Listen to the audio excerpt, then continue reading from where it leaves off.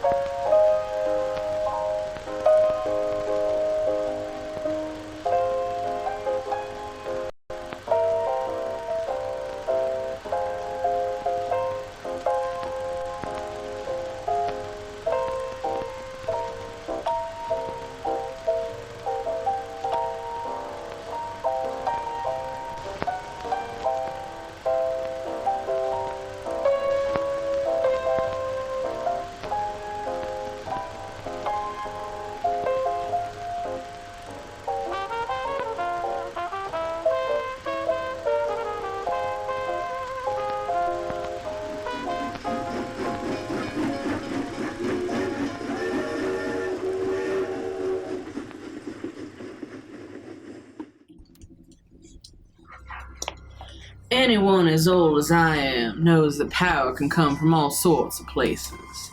There's power in death, sure enough, especially in a misty place like this. There's power in the heavens, as the folks of Full Sense cling to so desperately.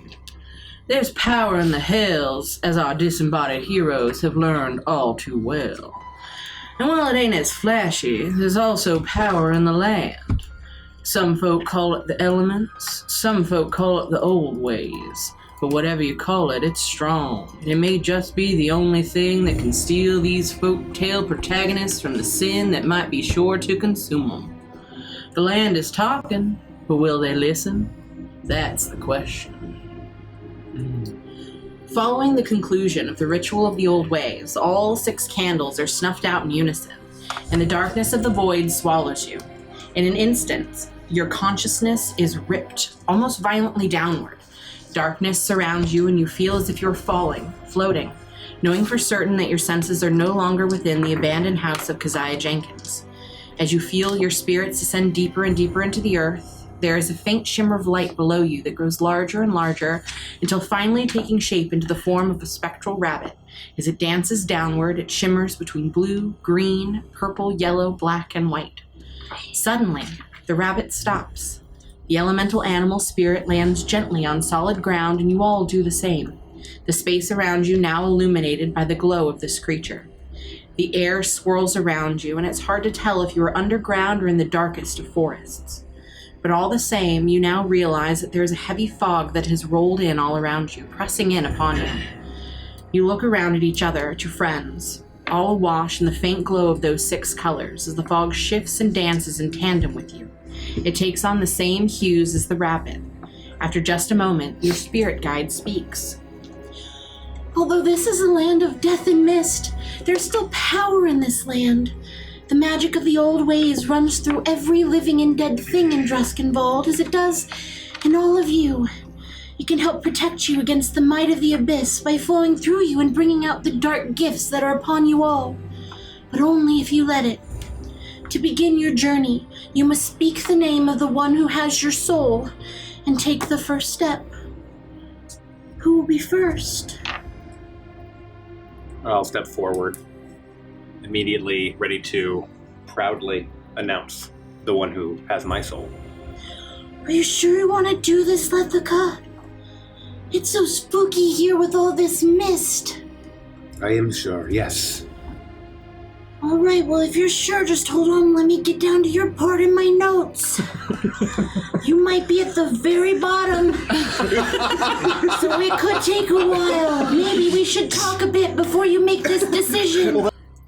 Okay, so I only know how to do this like a little bit because you remember, this really isn't my thing. I'm a familiar. I'm not a witch. I'm not a woman of the forest. I'm not a practitioner of the old ways. Now I'm a spectral bunny in all kinds of fun colors. Ooh, look at me. Look at me. Oh, I shifted. Oh, purple now. Meant to be purple, not red. Look at me. Wow. Sorry, I got distracted. Are you sure you're ready for this? You're not scared? Not even a little bit? I can be scared and also find bravery in that fear. We will get through this together, I promise you.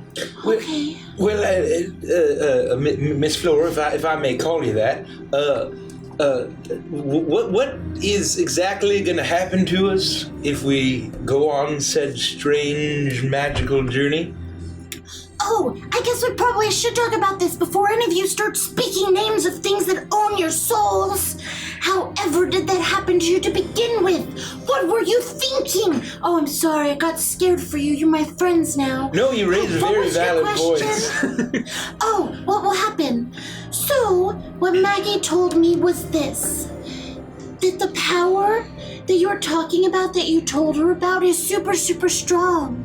That it's been emanating through the city and it's been controlling all the people. And that if you get closer and closer to these things, these conduits, there's gonna be nothing, not even your strength of will, that can stop you from being consumed by your sins. And you would be mindless thralls just like everyone else. And so we're here because we're hoping that those that believe you belong to them will intervene and give you some form of protection to steel you against that magix. Oh, gosh. Because otherwise, there's no way you're going to be able to defeat them. At least that's what she said, I think. Pretty sure. And it was definitely purple, not red. Oh no, what if I brought the wrong candle? I grimace. Well, she said she'll go first, so, let's see what happens. Okay, I guess. And you watch as Flora looks around the area, and it is just you. You feel your feet on solid ground, but all around you is nothing but swirling mists, and it's almost as if you're just in a small enclosure.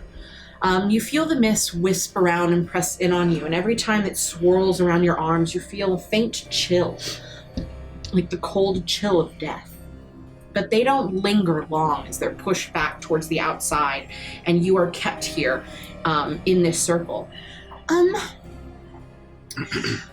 Well, I think you're just supposed to stand in the middle of everyone, say the name of that which has your soul, and then you'll be granted the boon if our ritual worked and we had the right candles and we used the right stuff to make the poultice and everyone drank the right amount. Otherwise, you might be torn into bits and thrown into the mist to be feasted on by the angry entities that live therein.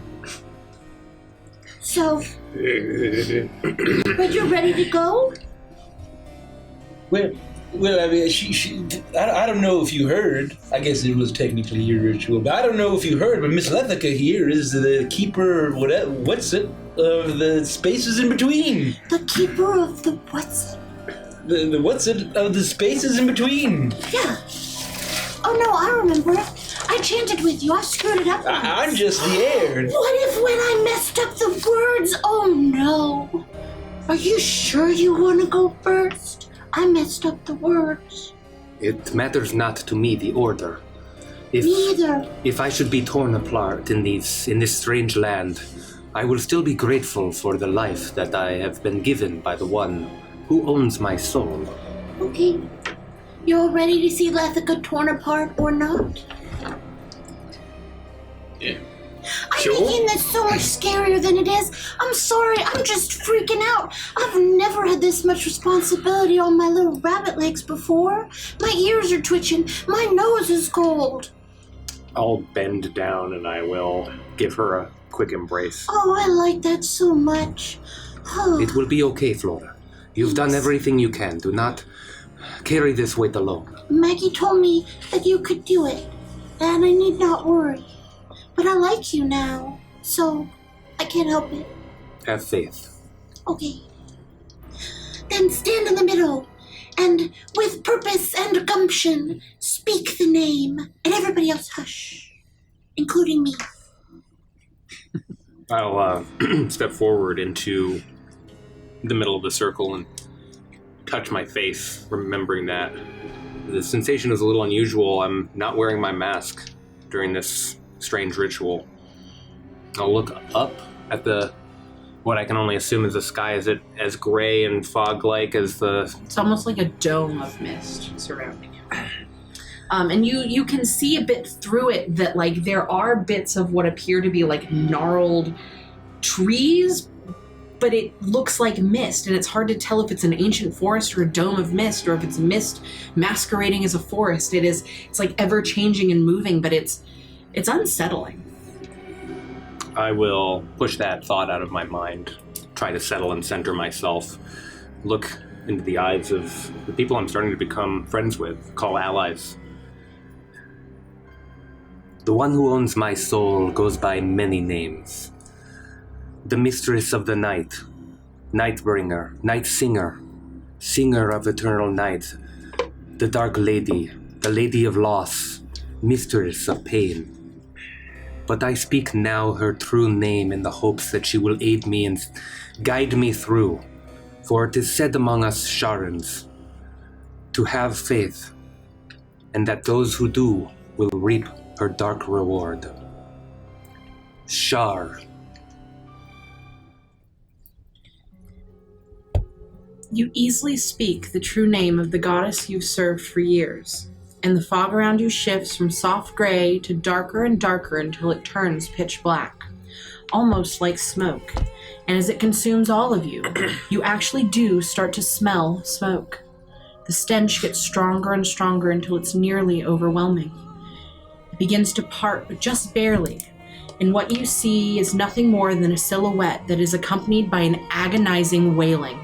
Crumpled to the ground before you is a drow woman, her face obscured by long and messy white hair as she weeps deeply and loudly in pure sorrow beside the smoldering foundation of what had once presumably been a building of some kind.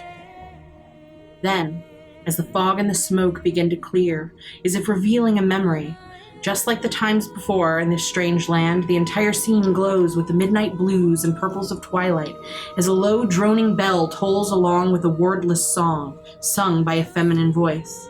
And then the hues of the evening get darker and darker until everything is swallowed by sheer and utter darkness of night, and you see absolutely nothing.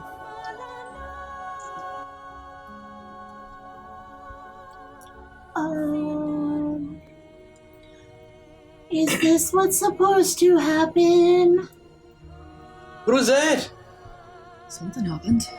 There was a woman screaming, and a building burning, and I still smell smoke.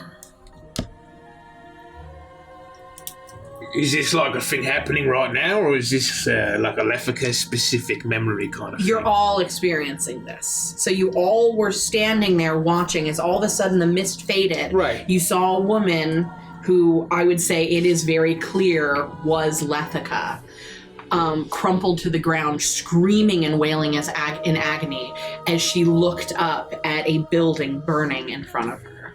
And just as what appeared to be a memory start to form, a cacophonous, or not a cacophonous, but the soft singing of a woman's voice begins to reverberate in your ears as all of a sudden the mist starts to roll in, but it's not mist, it's pure darkness, as if it's stopping that memory from forming for some reason. And now, instead of the memory completing like Flora clearly seems to think it should have, you're now standing in nothing but pitch blackness. There's no fog around you, there are no shadows of trees, there's nothing but pure darkness and void. Lethika, was that you? Or has that not yet happened? I do not know the answer. But if I had to guess, I would say it is from my past. Lethika, you have no memory of that moment. You don't remember a time when you were kneeling and screaming and crying in front of a fire. But you do have one memory A memory that returned to you after death. The smell of smoke. That exact same smell that assailed all of your nostrils is unmistakable. You've smelled smoke before, but that specific wood that was burning, and somewhere deep within it, the smell of burning flesh, that you remember. The rest of the scene is completely clouded and fogged, but that smell can be none other than the one that has been haunting your memories since your death in Dreskenwald.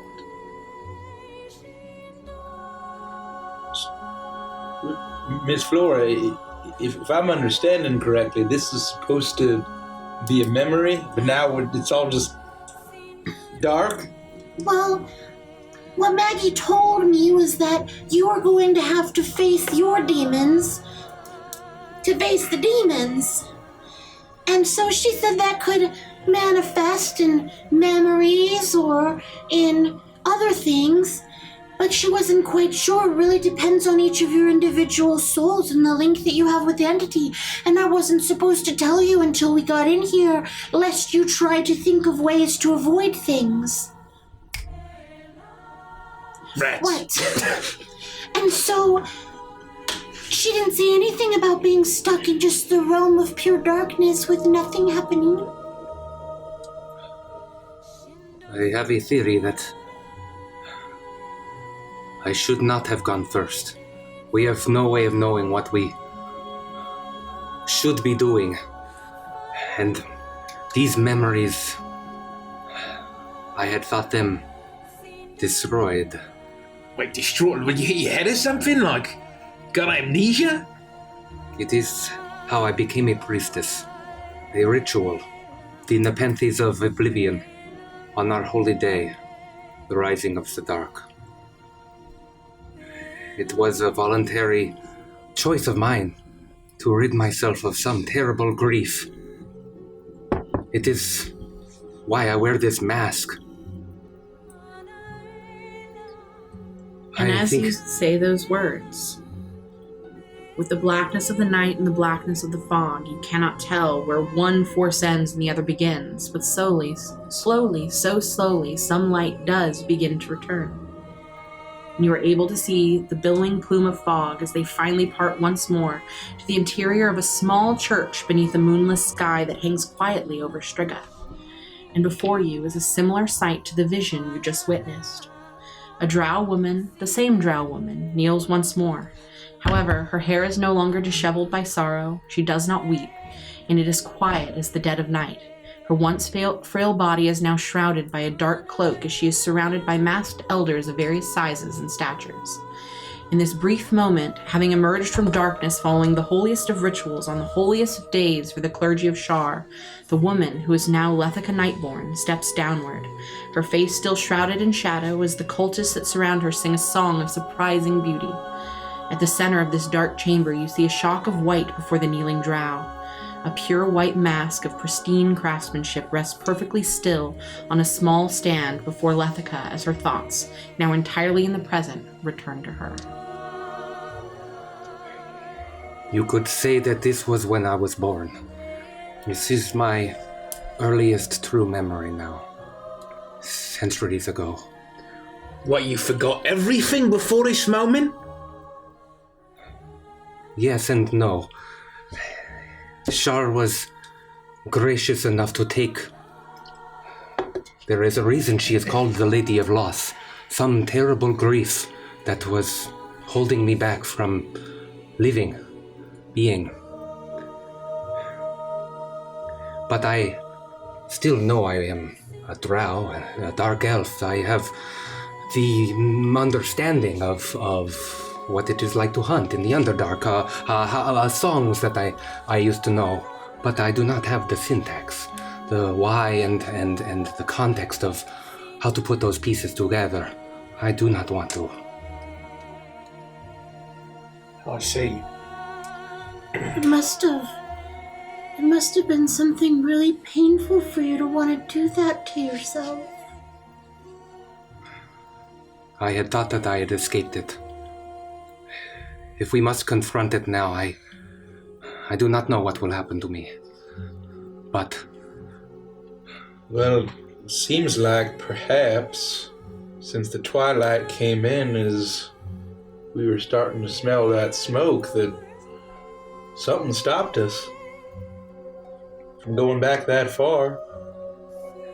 Yes, the smoke felt very familiar. I would say, Lethica, roll a religion check for me. And at advantage. Ooh. Wow.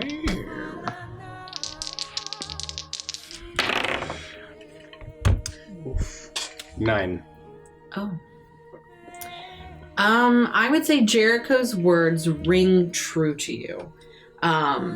You know what? Fuck it. I'm just gonna tell you to send the DM, and I want you to have this information. And that's these are my rolls. DC was 5. The DC was 5. I've done that. Hallelujah! I would say your connection with Shar, the fact that you had just done this ritual, you were the first to stand up, holding true to some of your tenets, your bravery, you feel her presence. And as you look up, you see that the mist that had returned to swirling around, but almost like a blanket, almost like a warming blanket, is the emptiness of a night without stars.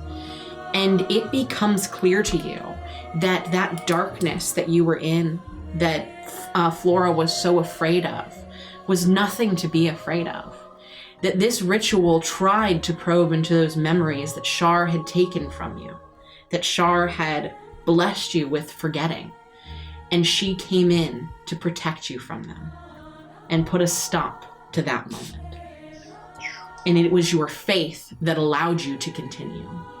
But she is ever watching and ever present in this moment, like a blanket, protecting you. Of course. Thank you, Shar. Sorry. Cloak Fucking Lone us in says your twist shadow. of the purple, and it's fucking Derek's fault.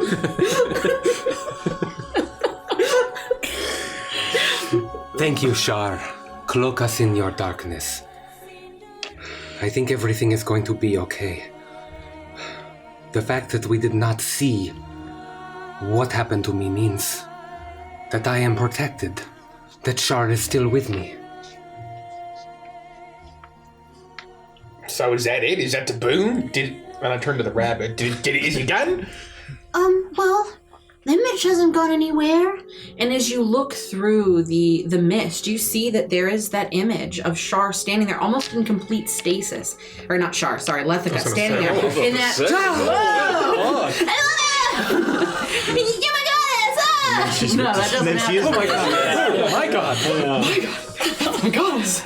What are you, Iris? It's one of my favorite quotes from all the time we've ever played. But no, you all see is this image of Lethica is there in front of you, staring at the mask. If for some reason you are forced to face this grief, you will not do it alone. We'll be here for you.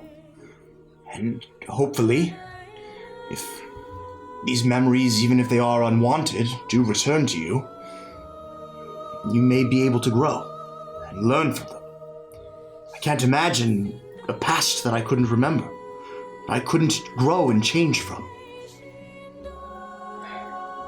I am told that I was a broken creature, inconsolable for years before I received this blessing.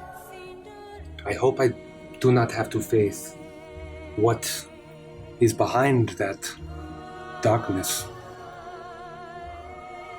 But I hear your words. And I'll just put my hand on Lethica's shoulder in a reassuring squeeze. Perhaps it is only right that I return my vestige. I'll reach into my bag to see if I can pull out my current modern mask, even though I think in this moment I'm staring at the frozen image of that mask. Yes. Do I feel compelled to grab that one, or am I... As you reach to grab your mask, you see that your mask is no longer at your side. But as you look towards the image in front of you, though most of it seems incorporeal, the mask does not. A gift as pristine as the day I first saw it. I'll stride forward, and I guess I'm looking at a double of myself. Mhm. I will turn the mask so that it faces me and place it onto my face. I wear this so that I may console others, so that I can show them an unbiased vision, so that they may be relieved by grief in their own way, so that I may aid them the way I have been aided by Shar. The night song that follows the completion of this holy ritual emanates through the chamber as Lethica Nightborn stands tall, her familiar blank facade almost staring directly at all of you. And then things begin to change. In the decades that follow, the word of Shar is spread across Striga. It is not met with open arms everywhere. While Lethica's work as a missionary continues fervently, the scene finally settles once more in a night church, but this one has been recently erected. Although it is the dead of night once more, you can see the shimmering light of a bright moon overhead, and it casts its milk-white hue across dozens of robed figures who stand and face each other in this place of Sharan worship. However, none of these are followers of the Night Singer. Silver-robed Raven Queen acolytes withdraw their glinting talon daggers as they stand before cultists, but not the ones they had been expecting.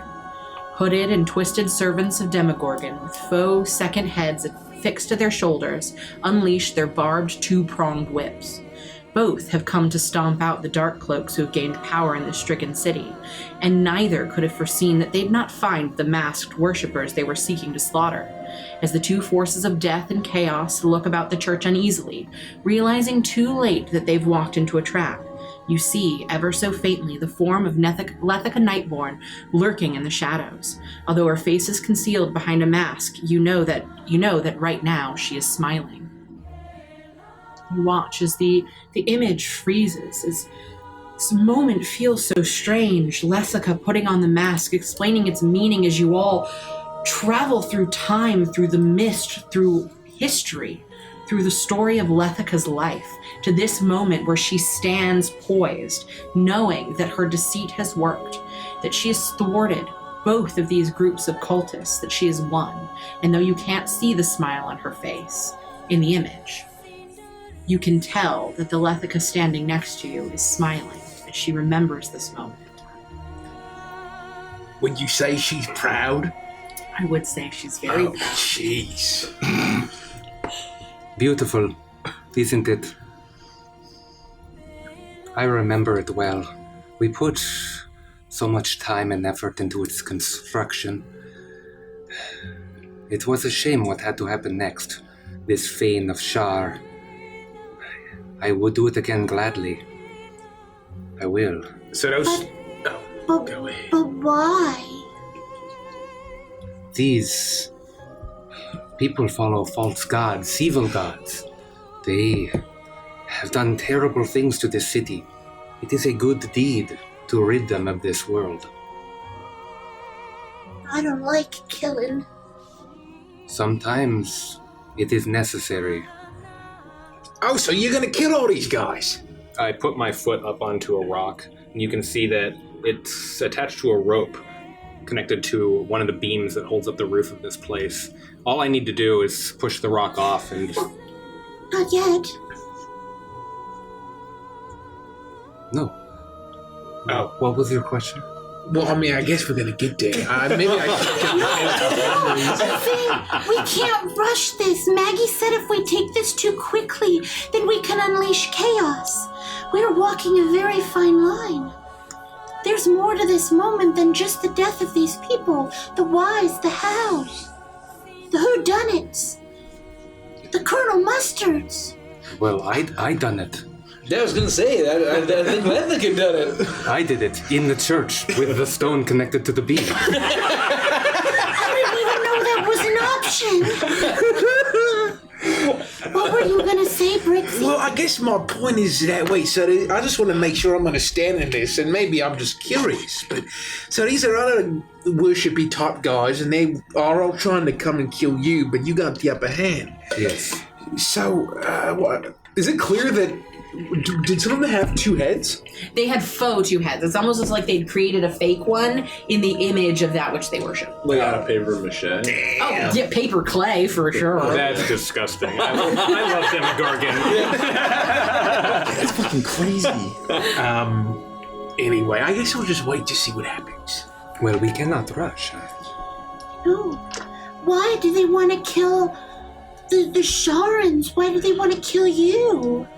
We had begun to see momentum, inertia within the city.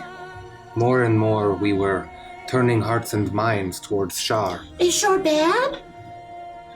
Some say that she is, Oh. but I will tell you a Why secret. comes?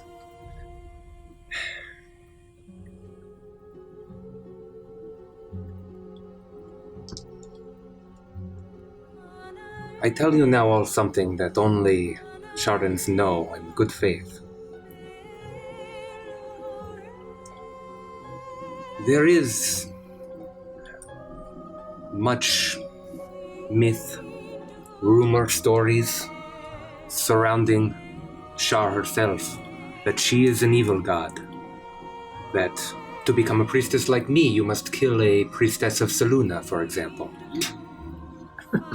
We still hate her, but we do not have to take such evil acts to ascend within the church. So you didn't have to kill a priestess of Saluna? No. Oh, phew. Hate's a pretty strong word, don't you think? Hate? Yes. We can get into that another time. And why do you keep spitting with your mask on? What's it like in there? It's like the inside of a clarinet when a kid's played it in like 3 years of school and hasn't played it. Fucking kill me. You would have So assumed mad. that. I just smelled that. Yeah. That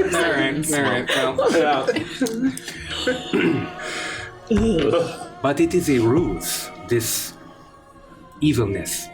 A way to invite in creatures and monsters who would otherwise worship evil gods that might give them succor, to give them attention, to bless them with their evil gifts.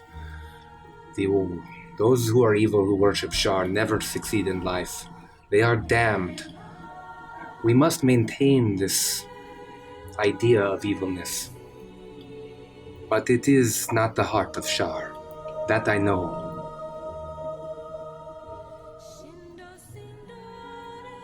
Well, I'm sure these folk deserve to die. You say that with such confidence, Jericho.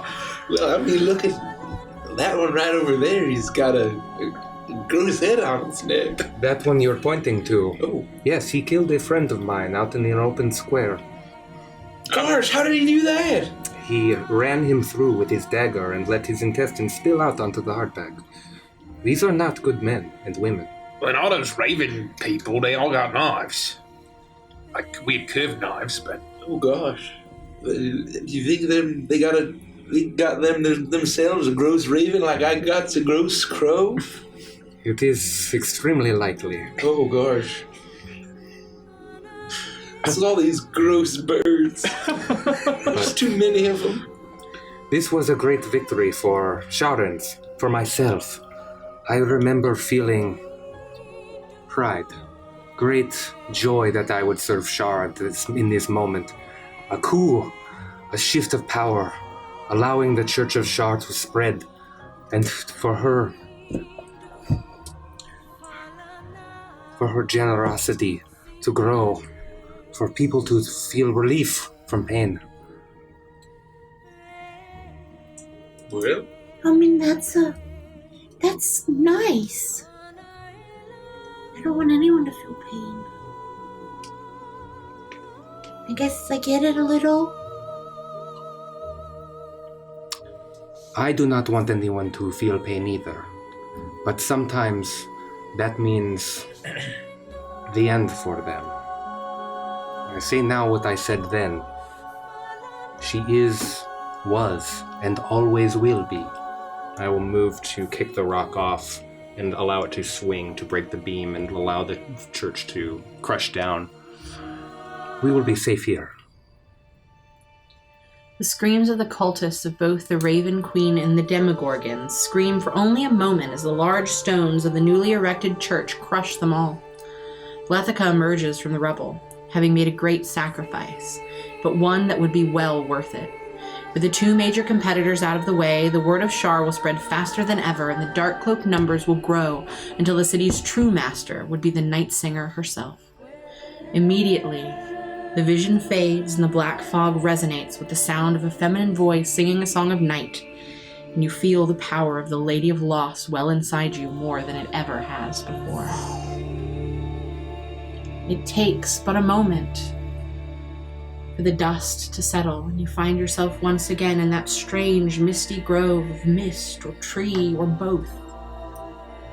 The sound of Shar, the sound of singing still echoing throughout the dome around you. Oh, is that it? How do you feel? I have never been so complete. It just gets excited. Excellent timing. Go! Complete. You said that there would be an artifact, some talisman. I do not see anything, but perhaps this feeling is what we are looking for. We think it's on your face. You look as Flora is shifting in colors.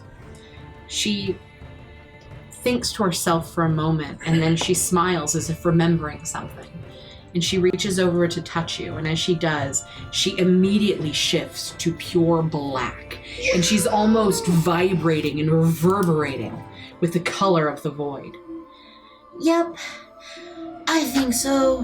Whoa, it's making me dizzy. And she lets go. Her colors begin to shift once more to all of your colors. Well, you did it.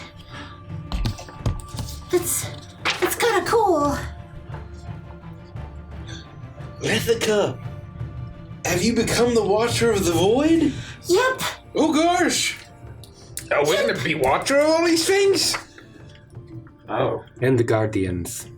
Oh. The space between. That is where I will call my home. Do you have that power then? The power to take grief from those who ask for it? Power to erase memories? It is a burden. I don't erase them. I take them and carry them myself. I see. That's mighty noble of a thing to do. That's a really heavy burden to carry. That sounds awful. You and Yorgrim have a lot in common, carrying burdens. Where he is strong in body, you're very strong in mind. I see strength in both ways. For Yes, your but group. you don't have giant rippling muscles like that. He could rip a tree in two. No, I meant I was not strong, but that also Yorgrim has a good strong mind. And Oh, I totes know that. yes, thank you. Yeah, no, Yeah, sorry. he's so strong he can probably kill 200 peasants if they lined up single file. They could probably line up side by side. Well, it depends on your action economy. Anyways, Oh, so that was kind of crazy. Yeah. Yes. How do you feel? And I know it's gonna suck, cause I mean that was really cool. We can't really rush into another one of those right now, though. Maggie said there has to be a little bit of a waiting period between them, lest you rip a hole in the something of the something and let things in. Things. What was it? Something about night, but I don't think it had to do with Shar. That seems pretty serious. Yep. Maybe she meant knight with a K. It's a common Oh, like misunderstanding. Marius! I don't think that's what she meant. Yeah, no, me either. It sounded much more ominous and scary, like bad things would happen. Miss Flora, Yep, that's me. may I ask if you know? I felt like we fell down a rabbit hole. Yeah. But may I ask where we are? I mean, literally and figuratively, of course. Where are we exactly? Because I've been in spooky, mystical other realms and talking to strange. Not saying that you're strange, but strange folk and creatures, and it ain't pleasant. Are we in like a safe, good kind of fog area? I don't know. Basically, probably, most likely right now. But if we try to rush things, then what's going to happen is the fabric of this, you see how it's misty and like not fully corporeal? It could be torn. Right. And whatever lurks beyond it would come in. And she said if that happened, that would be the worst case scenario. Even worse than you being ripped apart and torn into soul dust and flown out into the mist to be devoured by those that walk within the mist. I mean, that sounds pretty bad. I know. So can you really imagine what is lurking beyond this amazing protective bubble that our magics created for us? Right. Which is pretty cool. Well, when then you we'll think about it. take our time. I guess that purple candle worked. To follow up on Jericho's question, are we still in Druskenwald or somewhere else? I think so. Because, so the magic that we're using is the magic of the land itself. So we can only do with and pull from that which is made of the land. Interesting. So we'd have to be part of it. What part of it, I don't know, but somewhere deep. That makes sense. To me, at least. I Well, suppose. yeah, no, and I believe that at least if Lord Philip is telling the truth, we're all trapped here. I also don't think that I can leave Druskenwald without Maggie. And so if I'm still here, I must be in the same plane of existence as Maggie. Stands to reason. Lethica?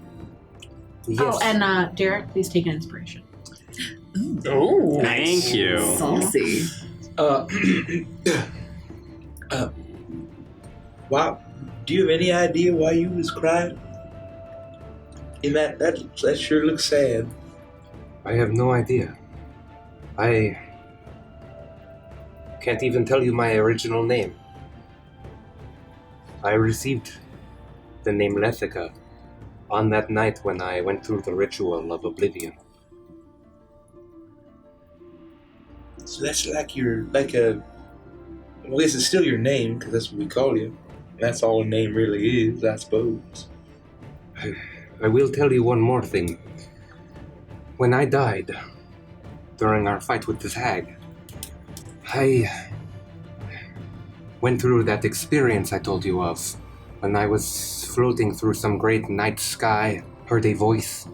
Since then, the smell of smoke has welled up inside me like some sadness trying to break free. I worry that if I should go again, I might have to confront everything I have tried to shed from me. We won't let that happen. We'll protect you, like you've always protected us, and we'll continue to do that.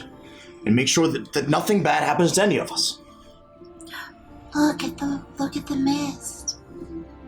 And you noticed that when you came back, the mist was a little bit lighter. You could see the shapes of what almost looked like a dark looming forest much more clearly on the fringes, but now you see that the mist is thickening and thickening as it begins to surround you. I think when it fully covers us, it means we're protected again, and we can go again. So, you should decide who wants to do it. But don't say it yet. Don't say your name, because it's still open. But who wants to go? This is exciting. I mean, does anyone feel real strongly about it? You were the first to speak up, please. By all means. Well, I'm just asking. I mean, does anyone want to go next? It sounds like you're volunteering. Well, Wixie. I mean, it just seems pretty cool. I mean, look at how invigorated she is. I feel focused. Do you feel like you could kill 7 Baelor of sin within the bottom of a cathedral in a city that's being racked by lascivious acts? With the help of my allies, yes. Right on! That's all well and good, but I do have some slight reservations. What are they? Well, Lethica here, the person who owns her soul is her god. I was going to say the same. It is not the case for me. Lathander does not have my soul, and I'm not exactly eager to feel invigorated by this other entity. I don't want to diminish your great courage there, Ms. Lethica, but it is a little bit harder, perhaps, for some of us. I am sure that is true. I mean, that's a good point. I mean, am I like inviting bad luck to me? Is he gonna like show up and be like, "Get fucked"? And I don't know, make all of my chunks fall out? I did feel a presence of Shar during our fuck. journey. You should be prepared for this possibility. Are you scared? I mean, a little bit. Maybe I don't want to go second. So you don't think the Ulvim are going to be as pleasant as what happened to Lethica?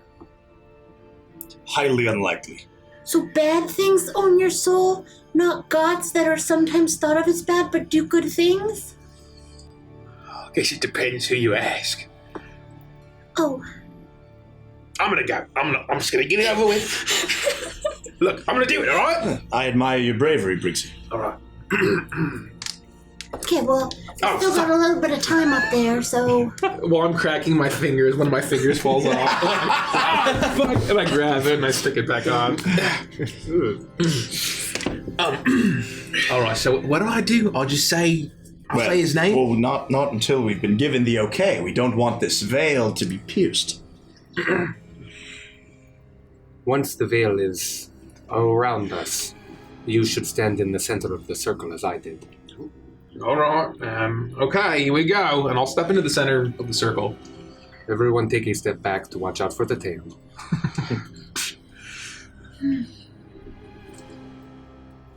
Okay. I think we're probably good. I don't rightfully know, but it looks rough approximation of how it looked when we got here. When we rode Lethica's mind. So, Alright, and I'll just say his name. you just step into the circle and you say his name. I And don't want to fuck this up. we all don't say anything. That includes me. And we will see what happens. Okay, and when we're ready to do this, like it's time now, like right now. I mean, there's no time like the present, they say sometimes. And there's certainly no going back. We're stuck here. Alright. Well, he's got a lot of names, some of which I don't know, and others of which I can't pronounce. But I know him as Mr. Crossroads. As you speak the one name that you can actually pronounce of the misfortunate friend you've made on the other side, the fog around you shifts to a faint blue glow. And as soon as you take that first step on your journey, the fog opens up and you are all in a bustling port city built on a river delta. Can you hear this music? There we go. While the deserts of Nekbet stretch out for miles not too far away from this city, predominantly populated by crocodilian lizard folk, has known nothing but bountiful fishing, farming, and trade for generations. Life is good here, and even peaceful, but that also makes things boring, especially for a young croc who scampers through the bustling streets, trying out and getting tired of every type of honest job that was available. Then, you see the extreme boredom on the young Briggsy's face melt away when he finally finds a source of income that brings him true exhilaration, namely stealing or conning whatever coinage that came to him. What a scamp. As time passes, you see that the clearly not undead lizard folk has many scrapes with the law enforcement authorities, but proves to be quite slippery and never stays in prison for long, even after the few times he was actually caught. And while Briggsy would brag about his skill at the local taverns following a big score, it is clear to you that for the most part, he is just supremely lucky. Then, on one night following a particularly boastful yarn, Briggsy is approached by a stranger, salty, graying, and battle-scarred. He asks the young crocodile if he is comfortable being a petty thief for the rest of his life, or does he seek greater fortunes and a more exciting life. He says he's a smuggler, and the following morning he will be shipping off to Plunder Post, one of the numerous pirate havens along the Isles of Plenty, and he's looking for crew members who will work for cheap. Smelling of stale tobacco and cheap rum, the man flashes a jagged grin, flecked with gold teeth, and extends his hand. Do I see I see myself? You see in this yourself. moment. It freezes just like in Lethica's, where this man is reaching his hand out to Briggsy. Young, clearly alive Briggsy is looking up at him and seeing the sun glint on those gold teeth in his mouth. Look at you. You were whole. I remember. No chunks, no fingers falling out. I remember that feeling well. Yeah, me too. Well, it'd be nice to go back to those days. Simple life, you know. It's so bright there. It looks like it's warm, too. Oh, it's very warm. Is that what the sun looks like? That's what the sun is. It's bright as hell, where I'm from anyway. Never seen it before. I can barely see anything. I mean, let me tell you, the streets of Rennick, there are us poor folk there, but plenty to steal from. And it was a simple life being a common thief. And, a young strapping lad like that has lots of ambitions, But now that I'm older and much wiser. Would you make that deal again? To sail away Yeah. from me home? Yeah, to go on those adventures you talked about and make tons of money and stuff. I probably would, because it's a lot of money. I mean, a lot of things, too. I mean, you don't just steal gold. Or you're just saying that now you're older and wiser, you'd make different choices? Yeah, but But not that if you were to one. give... I mean, here's the thing. It feels nice. A simple life of, not worrying about any of this shit. You mean the chunks? Well, I mean the chunks, but I mean everything else. Out on the sea. It's dangerous stealing from ships. Is the sea dangerous? Yes, it's dangerous. I mean, I've only been on a ghost train. it's nothing like a ghost train. Oh gosh. You could capsize. You could be taken out by a fucking sea eagle vessel. You could be slaughtered, stabbed in the back by your own crewmates. I mean, there's danger around every turn. That being said, if you were to give me the choice at that age, right there, if I could go back, but I'd be that guy right there, I'd probably do the same thing. I'm about to do. I'm going to shake that man's hand.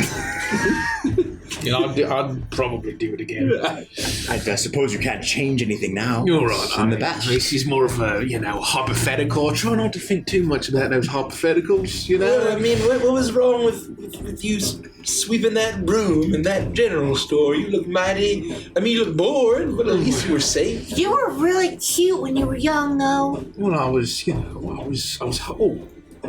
I was like a living being. I could actually sleep and taste, and I could smell clearly. It's stale tobacco and old rum. And at the time, it was the greatest fucking smell I could imagine. The salty old sea dog was the greatest smell that you ever imagined. Or am I no, I'm not misunderstanding what you're saying. Okay. No, I mean, I thought it was just a I wanted to be that guy. I mean, look at him. I mean, look, he's old and he's weathered, and he's got enough money to pay for some nice pipe tobacco, and he's got money to drink rum as much as he wants. You cannot smell it now, even in your own memory. You cannot. No. That makes sense. So we smell it, but he doesn't. Yes. Oh man, that's brutal. Jeez. Oh. Anyways, we should probably get on with this fucking thing. I find myself for the first time wishing I could give a memory. Oh, I mean, maybe that's really nice. can you figure out how to reverse engineer that sort of thing? I will pray on it. Reverse what? Like reverse artifice? I don't know. Anyway. I look at Flora and I'll say, do I have to do anything? I guess you shake his hand. Oh, Oh, because they're frozen. Yeah. So I'll walk up and I'll sort of like squeeze between. Get out of You don't even need to squeeze between. You can feel that the Briggsy that's standing here is incorporeal. And you almost feel inclined to stand where he's standing. And you'll watch as Briggsy melds with this alive Briggsy. And it's almost like seeing them in two. Almost like a double vision.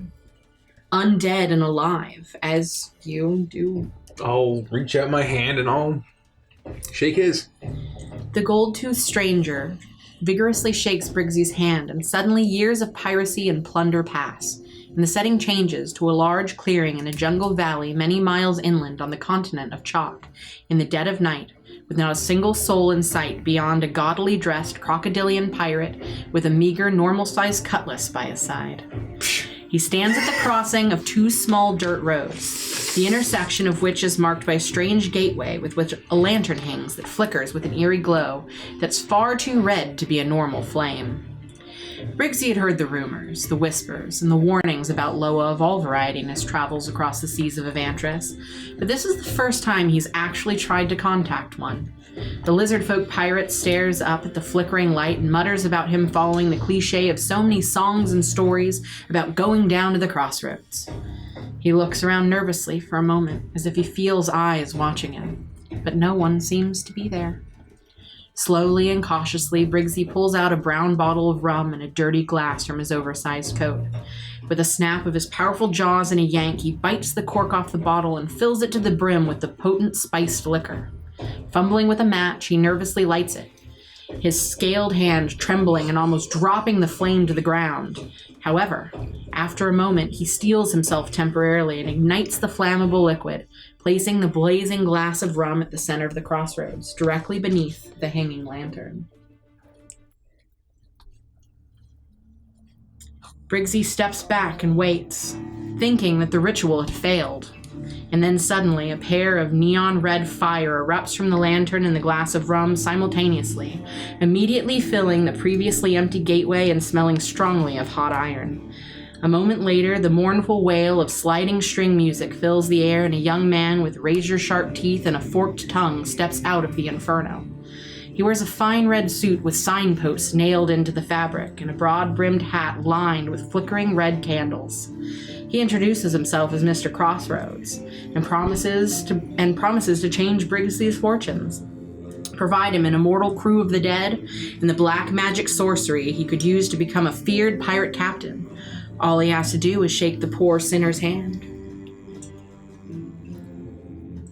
A lot of handshaking you can see in a pirate's life, you know. Do you have some power when you shake a hand? Well, I mean, it's, you know, the respectable type such as myself, it's, you know, you make a deal. I just wanted to know if it was something I should be worried about.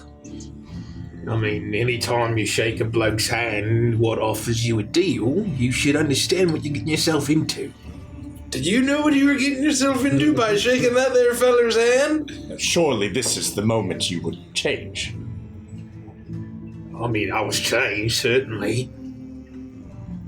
I became very powerful, you understand? A pirate with just a cutlass is a lot of, you know, a little outmatched by a pirate with one of these. I'll pull out my focus. And I'll turn to Flora and I'll say, and I gotta shake his hand again. I don't know. That's not him, right? That's more like just an image. I don't know. Fuck. And if it is, what are you going to do? See, this is what he does. He's tricksy, let me tell you. He loves to play tricks. And so this could all be some fucking elaborate trick of his. To get me to shake his hand again, to make some other fucking deal, and then maybe all my teeth will fall out. Maybe I won't have eyeballs. I don't know. It is like a game of facing coins. I don't know what that is. It's a simple game. If you show heads and I show heads, then you lose. But if you show heads and I show tails, it is a game of outguessing one another. That's right. But I mean, I think we know that we can't really get out of this place, so... Well, why did you light the rum on? I mean, I seen you done that before. Is that because of your fella here? I mean, yeah, it's what he likes. He likes rum that's fucking on fire. And that's me. That's what he's into. It's like I do for me elf. I do it like it is. And I'll shoot off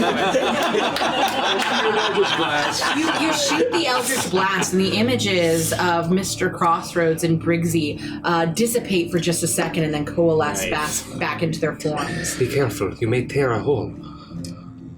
Oh yeah! Oh god! What if that thing in the darkness that's lurking beyond comes for us? I wasn't thinking.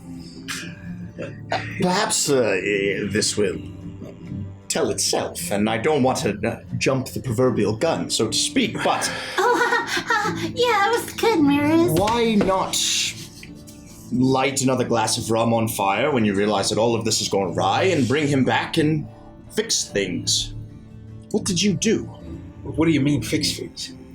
Well, clearly something went wrong. Couldn't you have just called on your good friend once again and fixed things? No. Made a new deal? That's not how that works, no. Once you make a deal, you don't go, oh, never mind. Oh, can I have contract? Oh, just rip it up. That's not how this works. Oh gosh, how did you do that? Oh gosh! Oh, I don't really have lips. Sexy, you spit on me. Oh no, I was thoroughly fooled. When I was alive, I didn't have much lips. Saliva from a hole in Briggsy's jaw just lobs directly into Marius's face. Once you make a deal with one of them, No more deals after that. look, the lower, they're very powerful. And there are plenty of good lower. Crossroads. Ain't one of those. He's powerful though. Did you know what you were getting yourself into? I mean, I heard the stories. I heard that this guy's not necessarily a bad dude.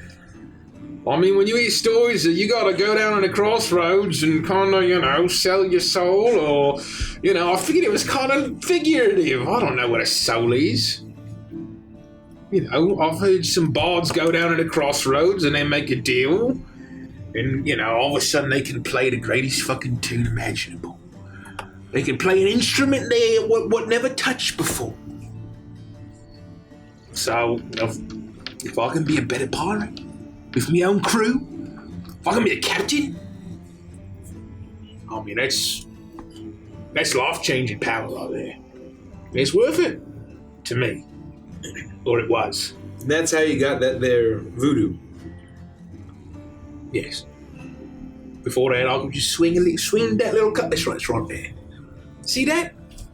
And I'll summon the cutlass, and it's like, 3-4 times the size. A bit like a toothpick. You summon the cutlass, and it is the tiny, small cutlass that you see in the image before you. Oh, fuck! Throw it. Oh, God. Probably a trick. It's fine. And I'll make it go away.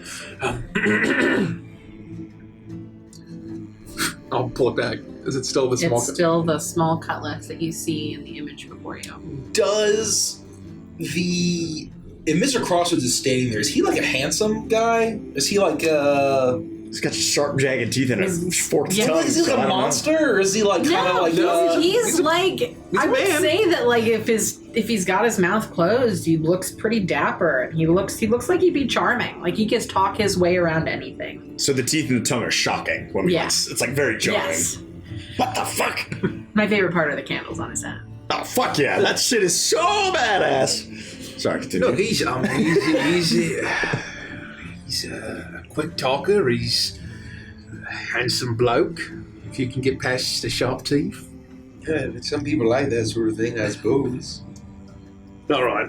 Fuck. Get this over with. And I'll walk up and assume my position. The moment you step into Briggsy, in this moment that the deal was made for the first time in feels like forever, you smell the scent of rum, the scent of gunpowder and smoke. Oh.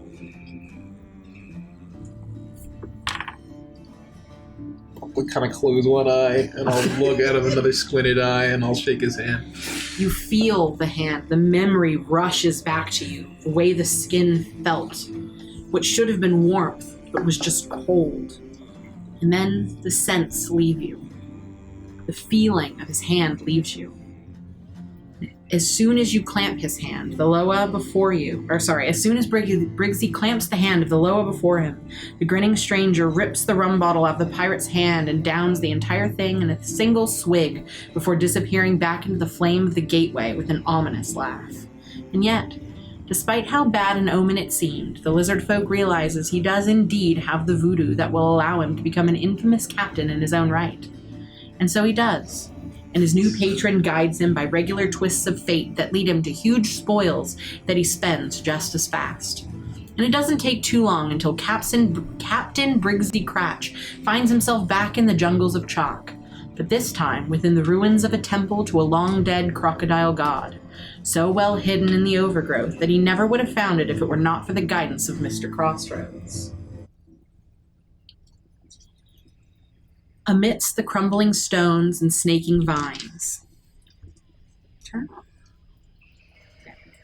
Amidst the crumbling stones and snaking vines, he stands before a snarling statue of the presumed god, holding a massive bejeweled sword that still hums with power despite how ancient the space feels.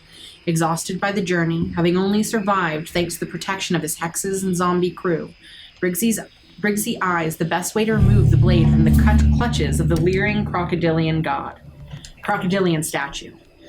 Upon a thorough once-over, he deduces the only way to remove it is to take its hand and peel back the reptilian fingers to remove the cutlass from its ancient keeper. You stare up at the statue. You see that cutlass there. I don't have to fucking do this again. It's kind of like when you kick that stone.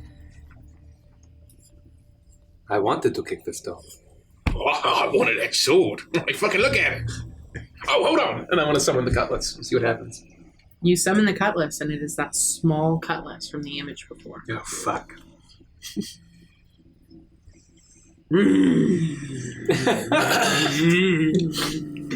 All right, well.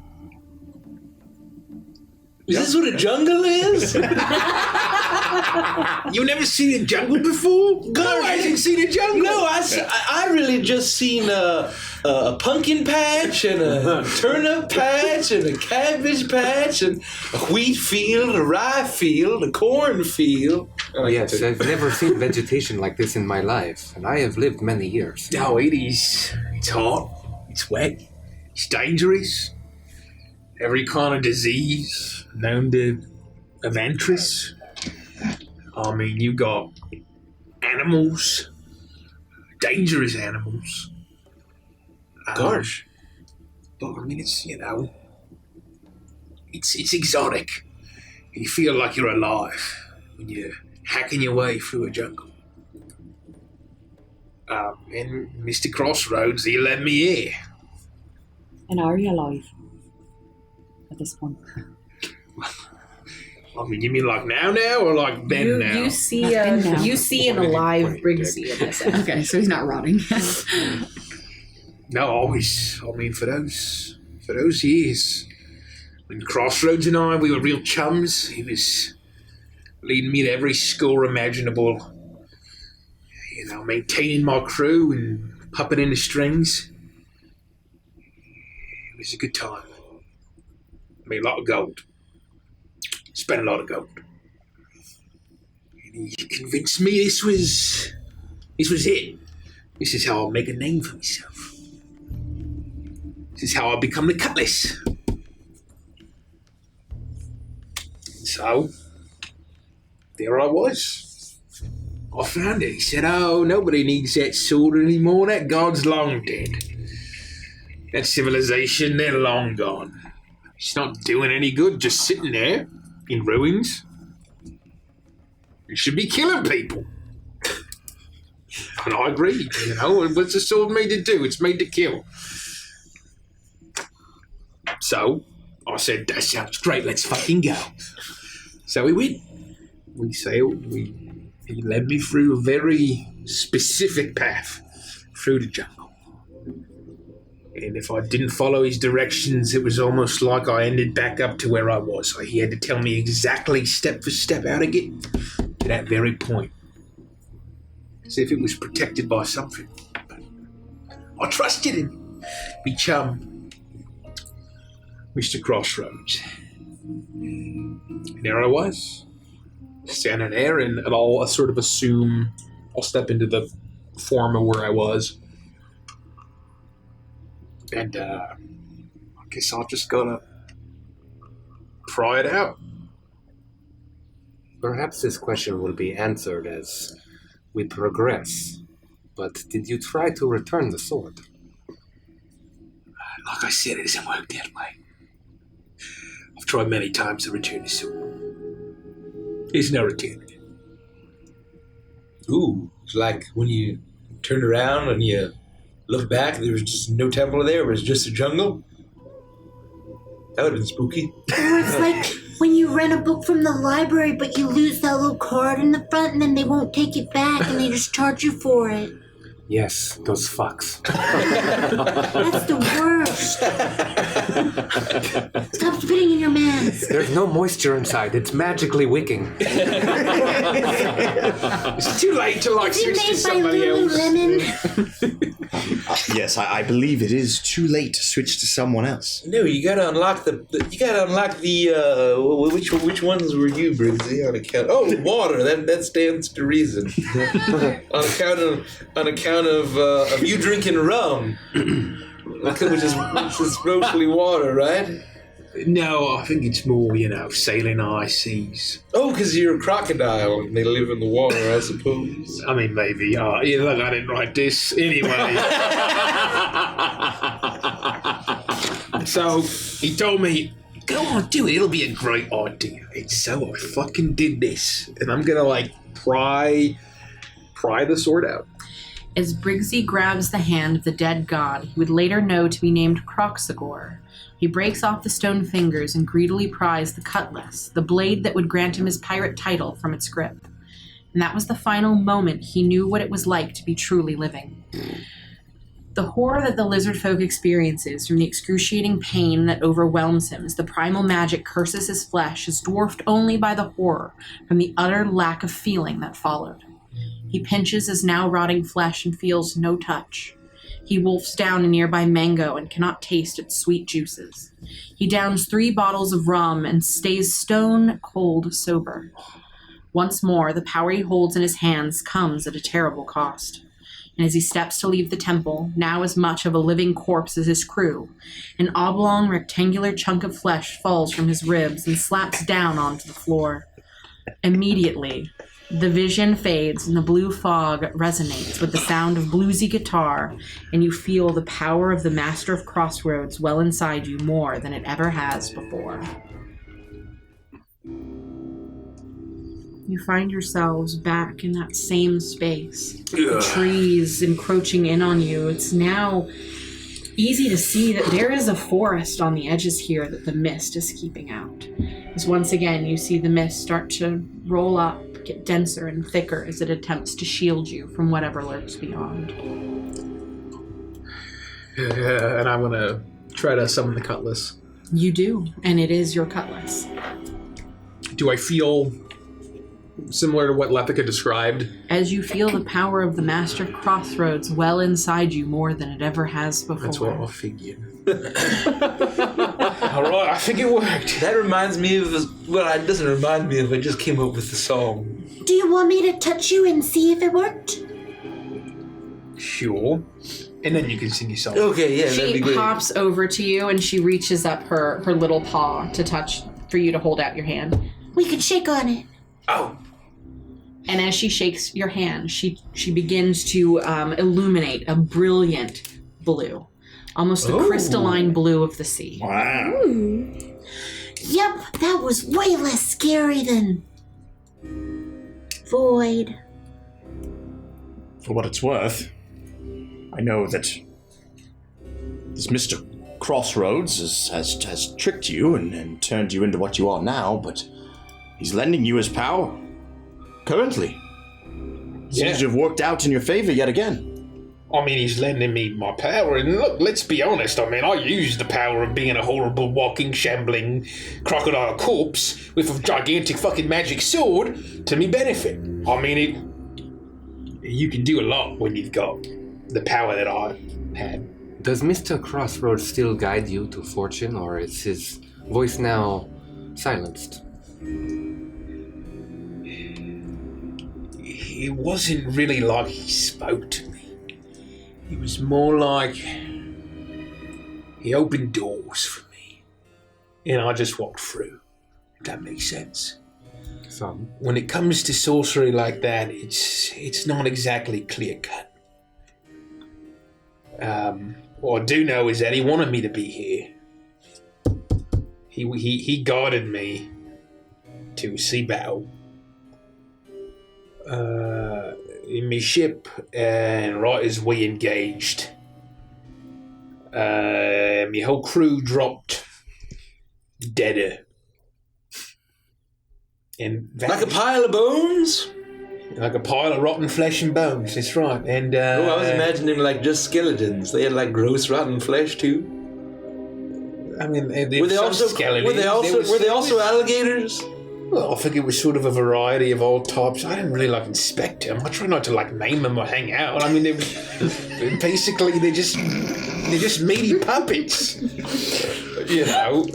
Sure, we had all sorts. We had humans. There was maybe a genasi or two. There was some crocodile pirates. It was whatever corpses I guess he could find. And then all of a sudden, they all just became unanimated, and my ship got blown to smithereens. I escaped on a little rowboat, and then I stepped on a fucking train. So he wanted me here. That's all I know. So, What does he get in return for offering you this power? What does he get in return for me grabbing that sword? I'm sure he got something. I don't know what it is. well, it sounds like you got double crossed.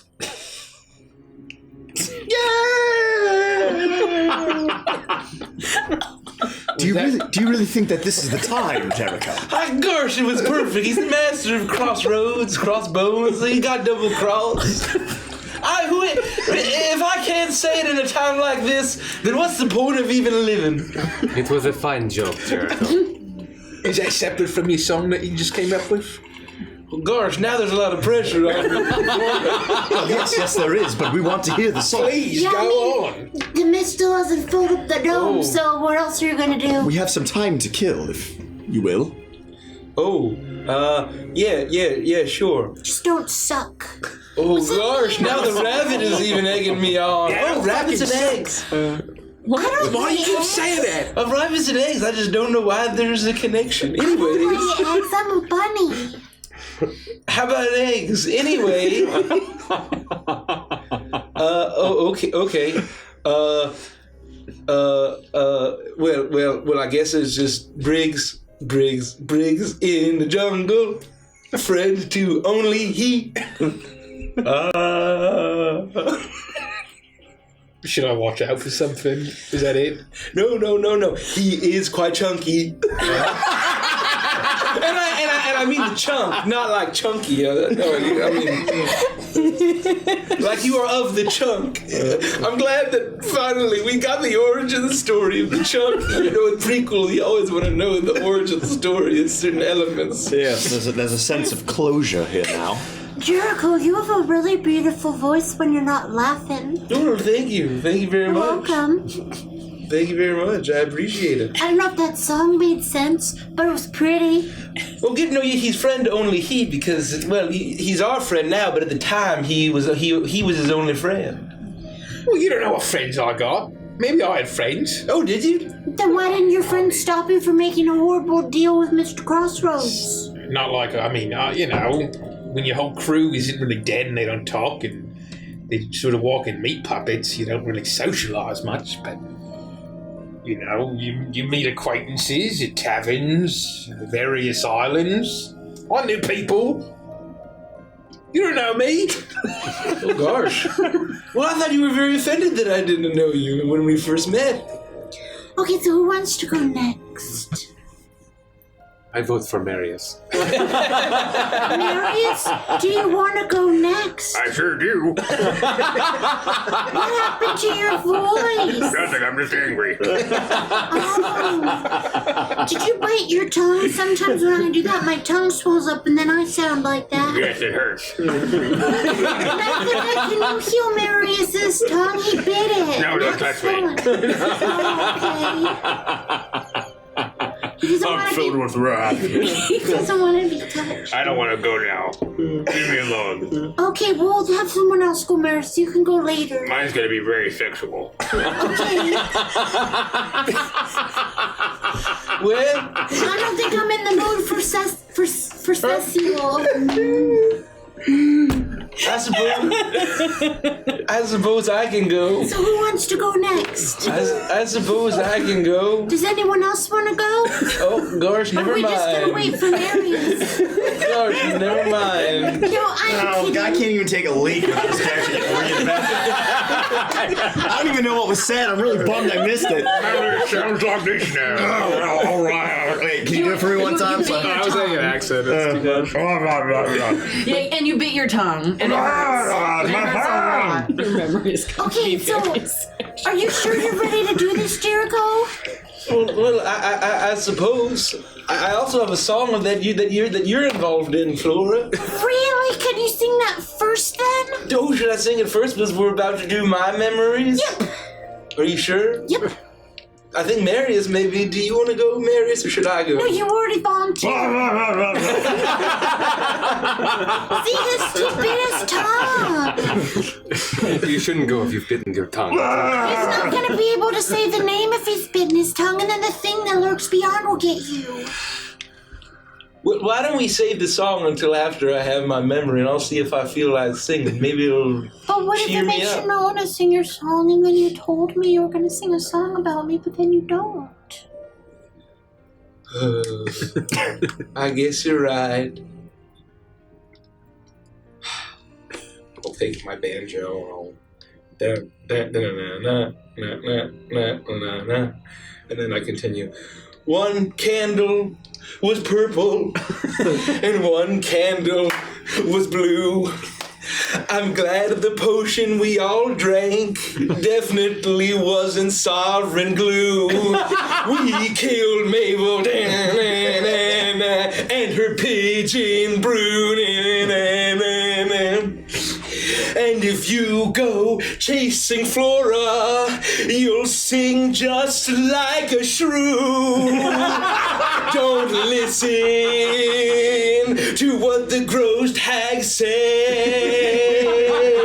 'cause she's dead. 'Cause she's dead. 'Cause she's dead. Virgil's the name. Virgil's the name. Virgil is the name. You see that Flora's just dancing back and forth. Her ears are going this way and that, some way right and left. She's moving her arms up and down, kicking at the floor, and then she stops. No. You also have to be in the center of the room. Oh, that's probably exactly. And everyone was supposed to be really quiet, and you said at the end of the song, so maybe the world thinks that it was part of the song. That was really cool, though. I don't know how it had anything to do about me except having my name in it. Yeah, I mean, that's usually all you can hope for with my I songs. liked it. It was more about the situation and your response of us killing Mayville, who's also going grave gullet with her familiar Peepin' Albert. Anyways. Absolutely fantastic cover of Jefferson Flight Machine. Oh, thank you. You know, I knew a bird once named Jefferson. And he was a flight machine, too, because he was a bird. Well, they called him the flight machine on account of him being so good at flying. You need to stand in the center of the room, and you need to say the name. And everyone has to be quiet, including me. Okay. Well, Yogrim, shut the fuck up. I'm sorry. Oh, I stubbed my toe. It hurts a lot. Lethica, can you heal your Grimstoe? Stubby hurts a lot. No, I'm fine, thank you. I also wanted to tell you guys that I'm not really as strong as I say I am, and I definitely don't think that I can beat peasants in a single line. Oh, no, you look really strong. No, this is a time for me to come clean. This too may look heavy, but actually it's full of air. I stubbed my toe. Lantar, ouch, gar. Lest no one ever walk away from the table, you will be played by the entire group. Yep, if you got a pee, don't even think about it. What are you doing, man? Hold on, man. I'm going to go behind that tree before we continue. Everybody shut the fuck up. So the bunny familiar of Maggie McDuff looks to you, Jericho, and Well, you need to step into the center. It looks like the mist has created our safety bubble, and you have to say the name in the center, and no one else can talk, including me. Howdy do, miss. My name is Old Jericho Sticks. You can call me Jericho. Most folk do. I suppose everybody does. My pal Virgil is the one that you're expecting me to say. you look around and nothing happens. My worst friend Virgil, who's a weird, gross crow. You wait a moment, and the mist seems to get thicker and fully creates that dome around you, protecting you from the strange forest beyond, but nothing happens. Doesn't seem to be working. Well, I suppose y'all already know, so it ain't much harm. Just don't say it after I do.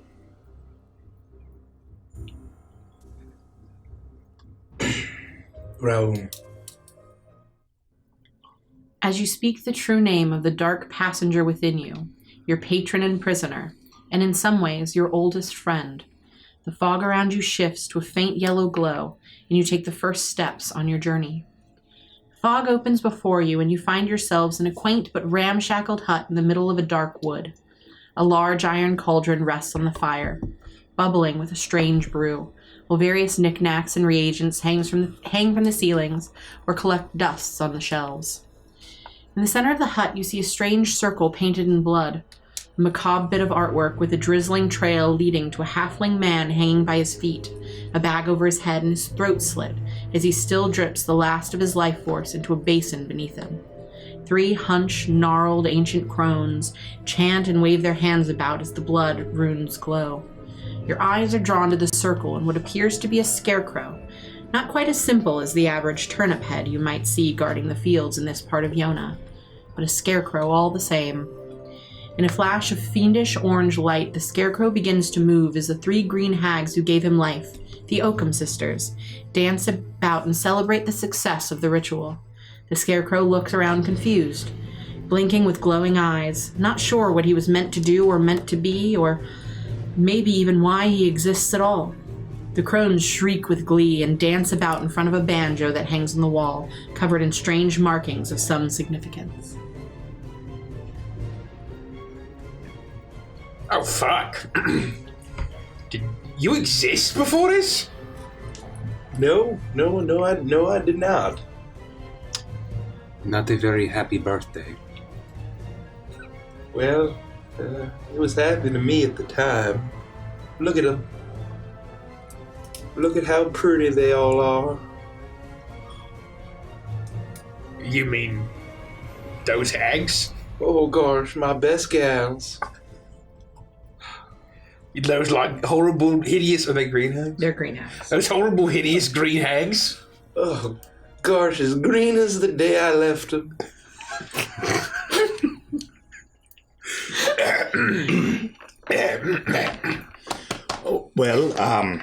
This is...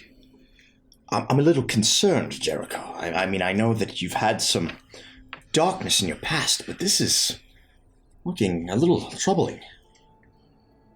Well, how did you expect after meeting me and learning a bit about me that my origin might be a little bit more pleasant than what you found here, Sir Marius? To be fair, you told me that it was going to be pleasant, and I was inclined to believe you. Oh, I was being facetious. I can see that now, yes.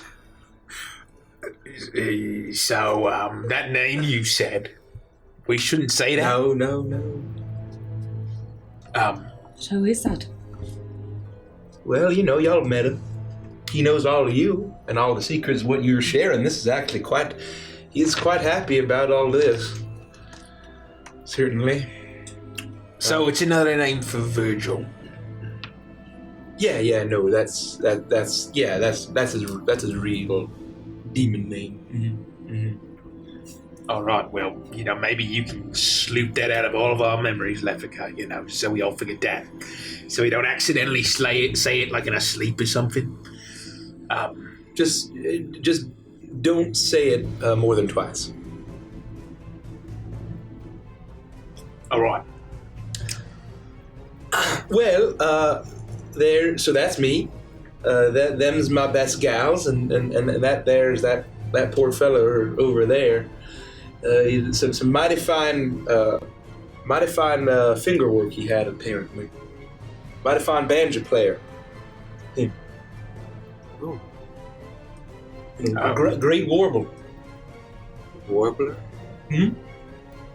He could spin a tune. That fellow. And his life force is what these green hags used to animate you, to make you life yourself. Well, him and this horrible demonic ritual, yes, on account of, you see the markings there, and I'll point to kind of like the runic symbol, and I'll point to the banjo, and there's a similar, if you look at the art, there's a similar runic pattern on the banjo, and it'll be very much the same. Would I recognize any of these runes, or would they feel familiar? I would say no. I would say they might feel familiar in the sense of you saw haggish runic markings in the workings of the hags that you have slain, but they wouldn't be similar to ones that were familiar to you for personal reasons. Well, yeah, no. It's more of like a geometric pattern almost, rather than a script rune. And so I'll point at the well again, so that notice the color there is it's orange, like what's got my eyes and my mouth behind this old filthy sack of my head. And Virgil's eyes, of course. It's all related. Does this memory vision look identical to the Jericho that we know, or is the Jericho that we know worn in comparison to? I would say he's probably worn in comparison. This one, he looks like he was just recently put together. Right. I'm probably very plump. Mm-hmm. Probably completely stuffed with straw. Yeah. And I'm like, gosh, I used to be so strong. Well, these were my best gals. They was my true love. All three of them. You still feel this way even now? Well, of course. Why wouldn't I?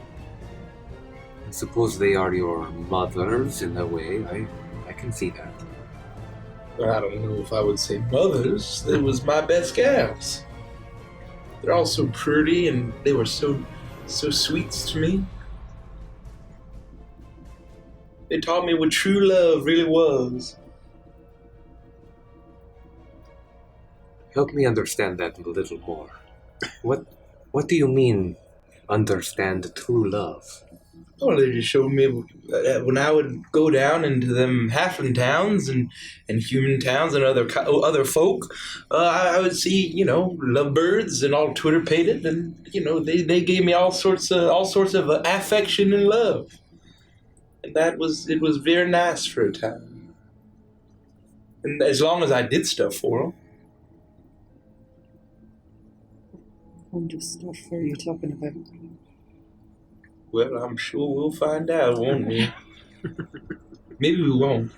Let's hold on that, Farron. I'm so afraid to ask questions. Why don't Very similarly to this demonic name that Jericho has so graciously told us, just remember that some things can't be unlearned. That's what I'm afraid of. But I'm curious to know. Both of the stories that have come before, they've made a choice. And this seems to have been thrust on you. What choice did you play in the matter? I think I know what I got to do. Banjo's over there. I don't got it yet. And you do look and see that though everything else looks incorporeal, and all of the previous memories that you've witnessed, everything had been completely still, completely stagnant. And this one, that's not the case. The hags continue to dance in jubilation, though they make no sound. And there, hanging on the wall, is the banjo, the runes aglow. Well, I guess it's my birthday. Perhaps I should give myself a present so we can continue onward with perhaps being a watcher of air.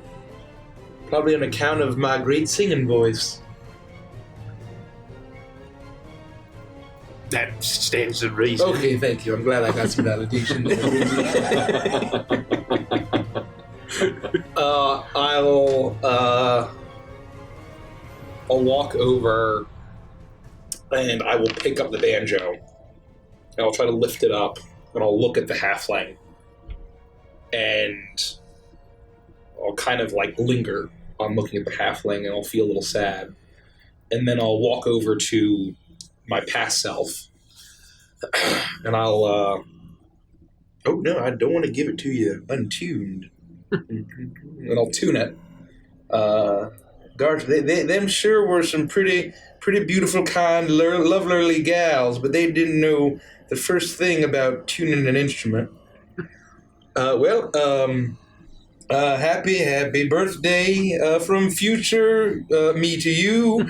I wish you a happy birthday. I'm sorry your life's gonna be so blue.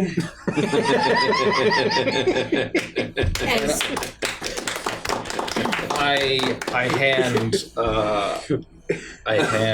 the banjo to my past self. As soon as old Jericho Styx grips the banjo, where once there had been nothing in his heart and soul, or lack thereof, there was now at least a tune. He plucked the strings and it gave forth a beautiful sound, despite the living scarecrow only being minutes old. He now knew he was meant to be a tunesmith and spread the music he felt within him to all who would listen. And soon, that's exactly what the Oakham sisters had Jericho do. Despite the four of them living in a dark wood, they were not far from numerous farming villages, consisting mostly of halflings and humans. The sisters, whom Jericho quickly became very fond of, would send him off to be the bard he was born to be. Time passes by quickly. Spring into summer and summer to autumn, and Jericho now stands on the outskirts of a small farming village, bathed in the crackling light of a bonfire on a holiday of Shantea, goddess of the harvest. He plucks at his banjo strings and warbles a song that has generated a crowd, mostly of children, who find the mechanical man fascinating and laughing hysterically at all of his stupid jokes. The more he sang, plucked, and joked, the more enthralled with the scarecrow they became.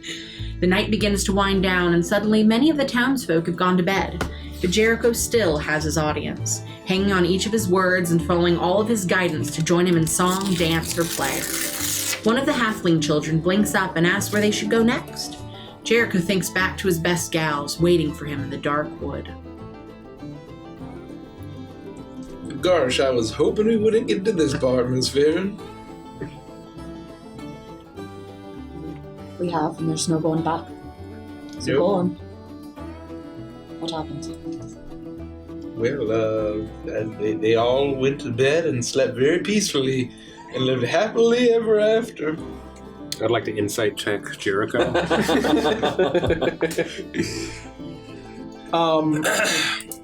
Are we? So is it just kids now, or is it still? It's a mix of both. It's mostly kids, but it is the ages vary. It's whoever decided to stay up and listen.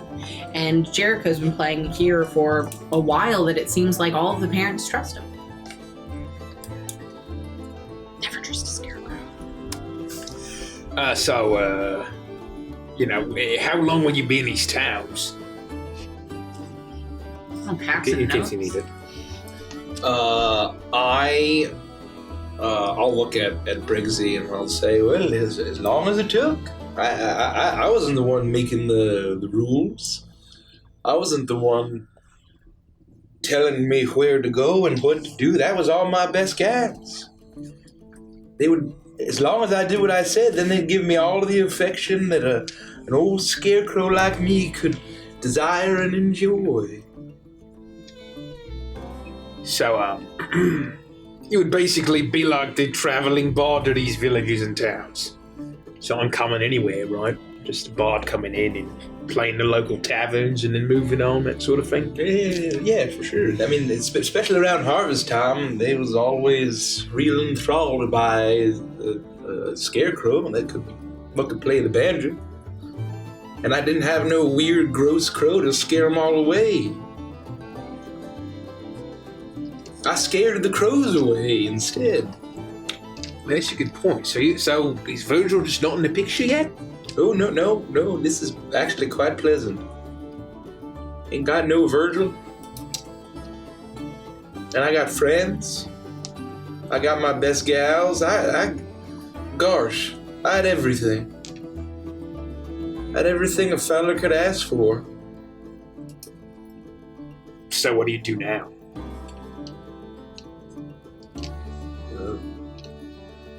Well, I mean, I suppose we could enjoy some of the festive treats of the day. This village had the holiday of corn and corn alone day.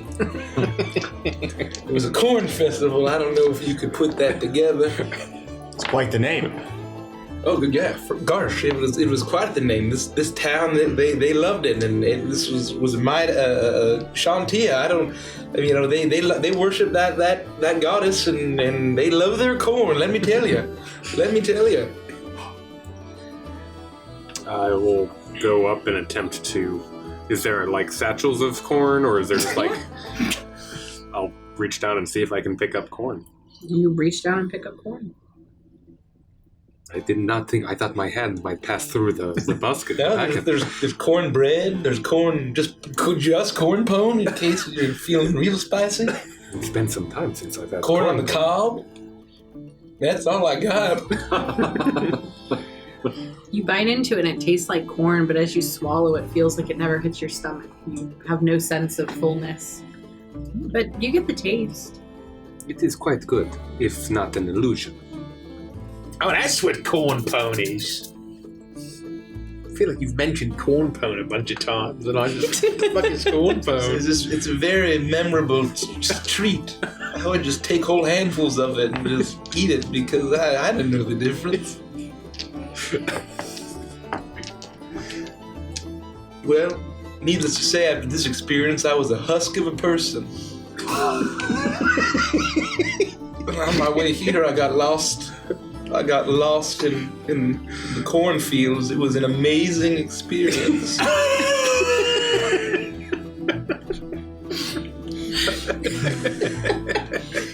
I should have known. I saw him typing. I'm like, what the fuck is he doing on his iPad? I knew he was looking up fucking corn jokes. 150 corn puns. Quick, load faster. Get out of my way, Pinterest.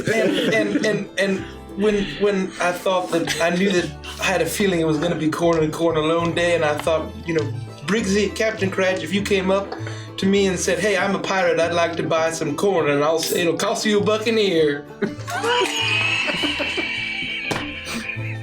It's a very specific joke, Jericho. I'm impressed. Corn pirates. Diagram. It's like a sliver of overlap, but there it is. You know what, guys? I'm sorry for all of the corn jokes. I find them difficult to digest. That's gross.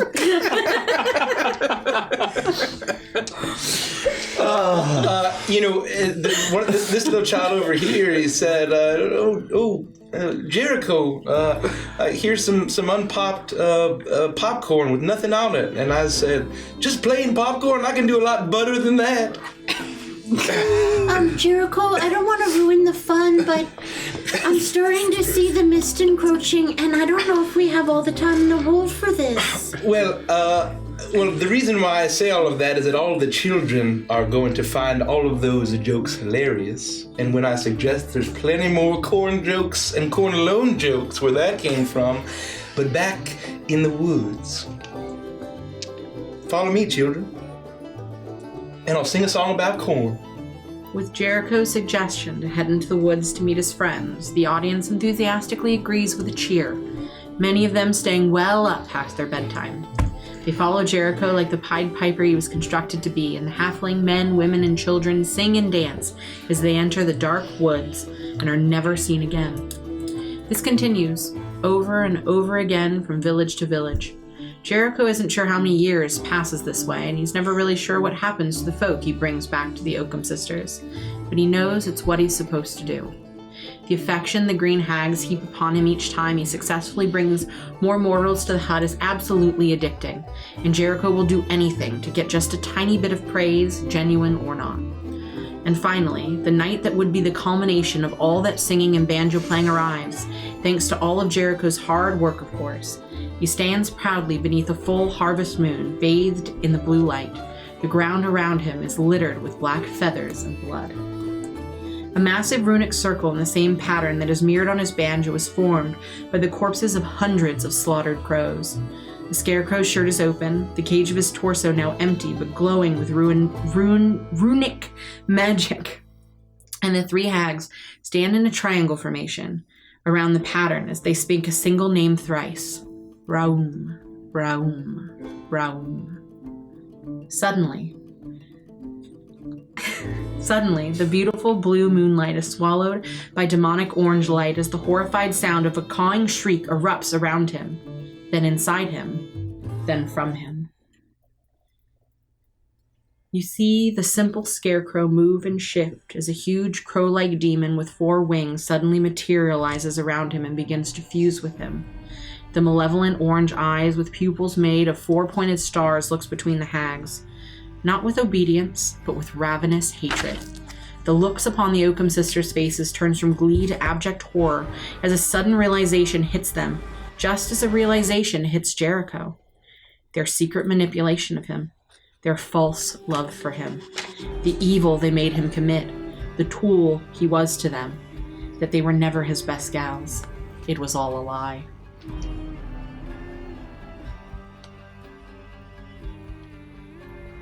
Yeah, there he is. Not quite as handsome as your fellow. Crazy. So are we seeing... You are seeing the form of Jericho now transformed into this visage of Raum. The 4 wings, the star-like eyes, as it looks ravenously down at these hags. Like and Jericho is clearly within it, trapped within it. But Raum is what you see. Get it since an ironic reversal. What does that mean? Well, see, I'm inside of Raum's chest as a prisoner. Oh, instead of him being trapped inside yours? Yeah. I don't like that joke as much as my corn jokes. So they wanted this to happen? I mean, they look pretty scared right there. No, they definitely they are shaking in their well, I'd say boots, but it's more like just gross bare feet with bunions.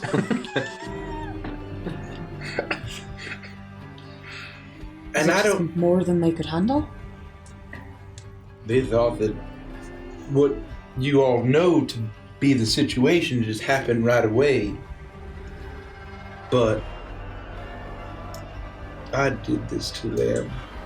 All I had to do was lock him away as soon as he came from the darkness where he came from.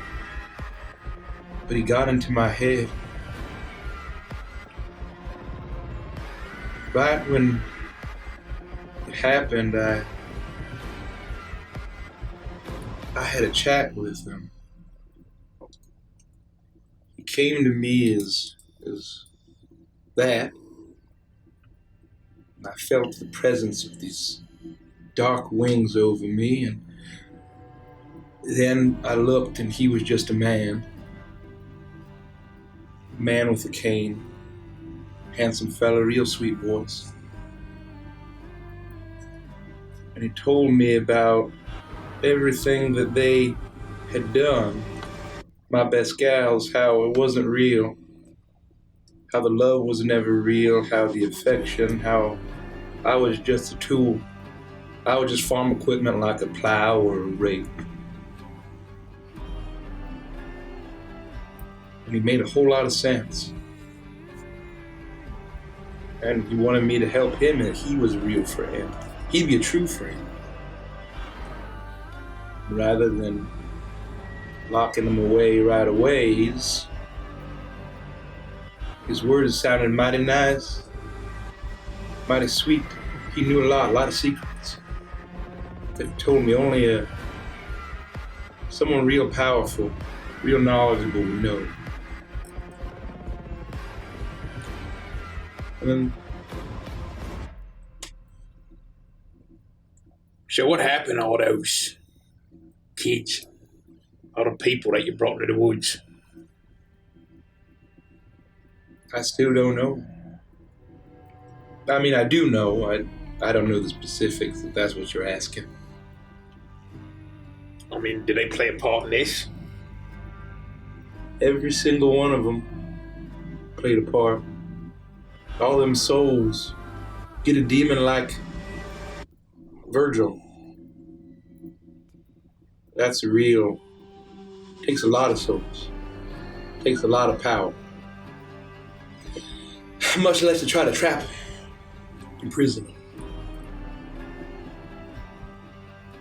So they wanted to use Virgil. If I'm trapped inside you, is like a tool. They wanted to turn old Virgil into a piece of farm equipment just like me. I don't think he'd be very good at playing the banjo, but his arm was all messed up too. So, what happens now? I suppose I should go get in the chest. She just stares at you. She looks horrified and shocked.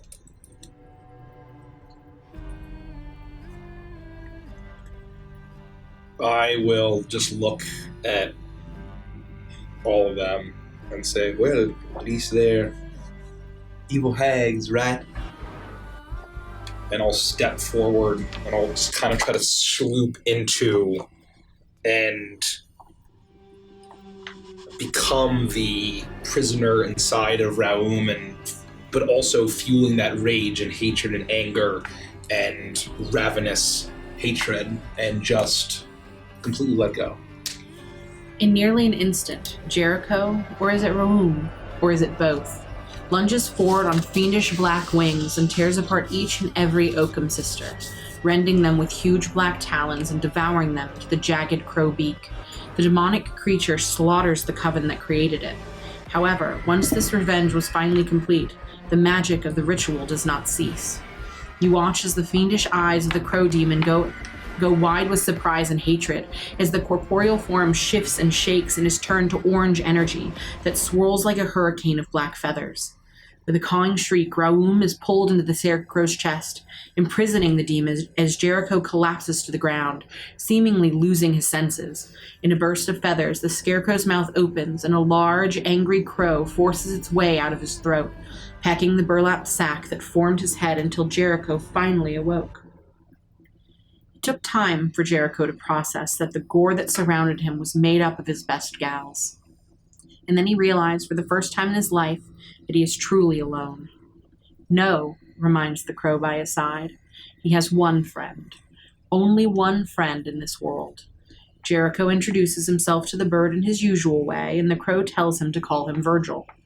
Immediately, the vision fades and the yellow fog resonates with the sound of cawing crows, and you feel the power of the demon of secrets well inside you, more than it ever has before.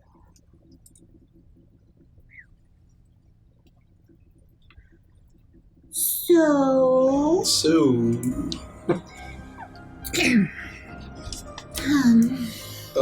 Well, I said it before, but I vote you murder Jericho. Is it too late? Right, well, listen. I don't really have words for what we witnessed, but Jericho is still our friend.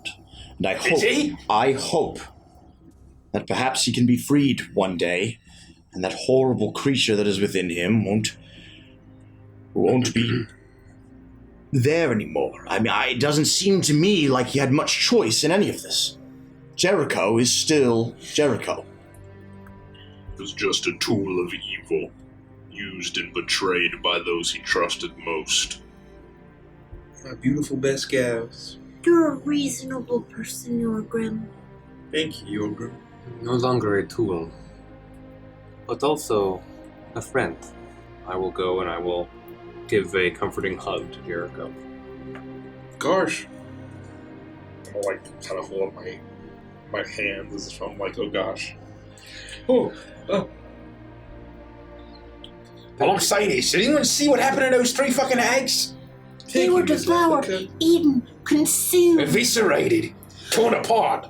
Look, the mist has almost completely covered us. It's like it's growing stronger with all of, with your connections. This is amazing. We're doing it. We're doing it. So far, so good. Am I the Watcher of Air yet? Yeah, it looks like it. I could touch you and find out, but kind of don't want to.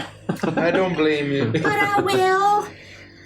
And she hops over. God. And then she shrieks back, and then she hops over, she shrieks back, then she hops really quickly with her eyes closed, and she reaches up and grabs onto you. Am I glowing yellow? Am I glowing yellow? And she is very clearly growing yes, yellow. you are. Okay. And then her tiny rabbit form begins to swell and shake. Feathers. No! Look, all I'm saying is that what happens if he loses his mind and it happens again, but to us instead? We're those free dream hags. Something we Did should you worry hear about that? now. And you all did. It sounded like the snapping of a twig, as if something off in the darkness in the distance of the forest is moving closer. Do you hear that? Yeah, I'm the Watcher of Air. Just back off. Wait, so we're in Luskin Vault somewhere? I don't know. Could something be out there, or is this more like a I metaphorical told you forest? that we were protected by this mist thing. If there's a metaphorical monster that is stalking us, I do not care. That is scarier than a non-metaphorical monster. Whatever happens with Jericho, we will deal with it. I'm sorry. Right? There's Jericho nothing to is our apologize friend. for. Exactly. I know that must have been really hard for you to go through, to see it all happen again, but To be used by people who you thought loved you. we're here with you. I appreciate it, friends. And I'm still. I would probably then just actually just deeply embrace Lethica, and I'm like talking to everybody just past her head. And I'm like, if you would like try to pull away, I'd literally be like just like rock dead. No, Lethica knows how to hug. She'll let you hug for as long as you need. Damn. Okay, well, so let's keep this moving. Who wants to go next? I'm even moving to the pads to get them off. It's one of those hugs where it's up and over on the shoulders, Yorgrim, do you want to go next? If you're ready, I can go if you're not. I know what it'll show me. I see it every night when I close my eyes. I'm in no rush to feel it again. It's okay, Yorgrim. We got time. Until that metaphorical monster comes up. Well, in the meantime, I'm I'm gonna remove my tongue and all my toes so I can't bite my tongue or stub my toes. And I pull out my tongue and take off on my toes, and I'm gonna grab some string rope. Oh no, my cock fell off!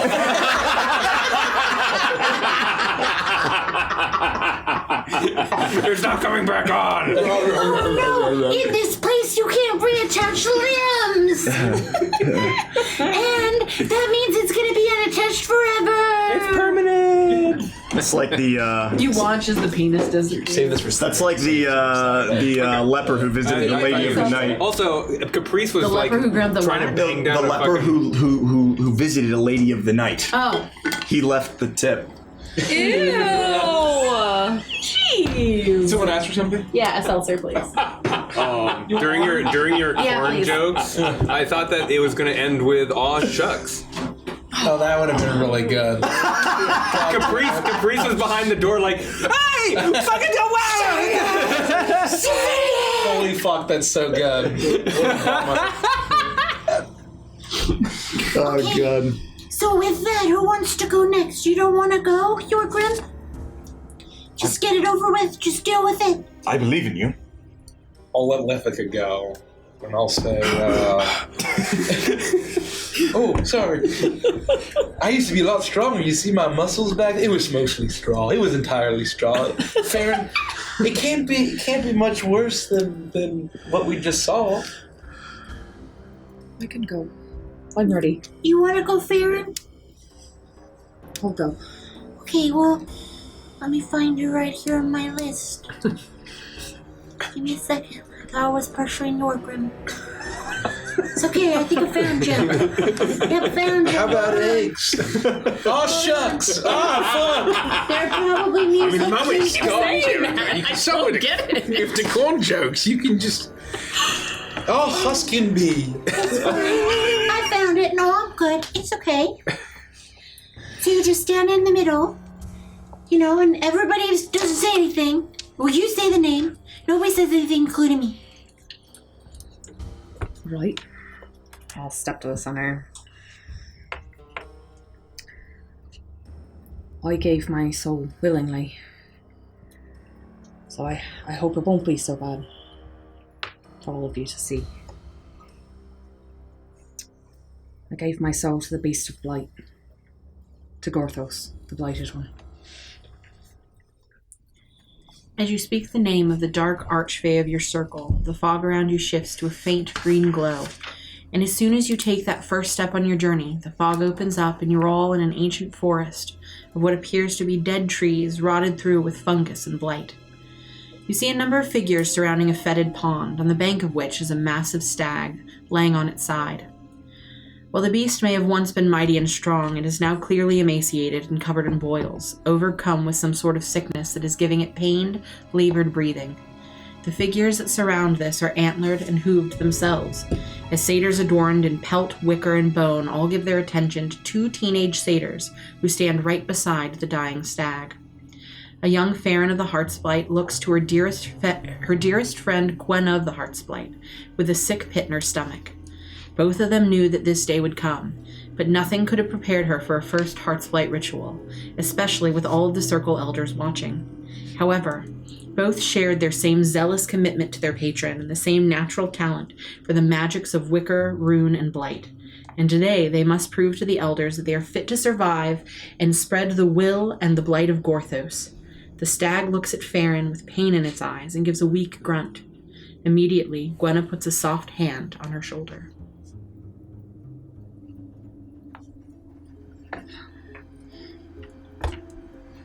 Felt so young then. You look young. This is where you lived? Why, it's the forest. It's where I came from. It's like a spooky forest. I've been to forests before, in jungles. I didn't find it spooky at all. It was beautiful. Things grew from seedlings, from saplings, grew tall into trees and fell and sunk back into the forest floor. Began the cycle all over again. I guess that's how it works. Who's your friend? I'll kind of have like a sad smile on my face. That's Gwenna.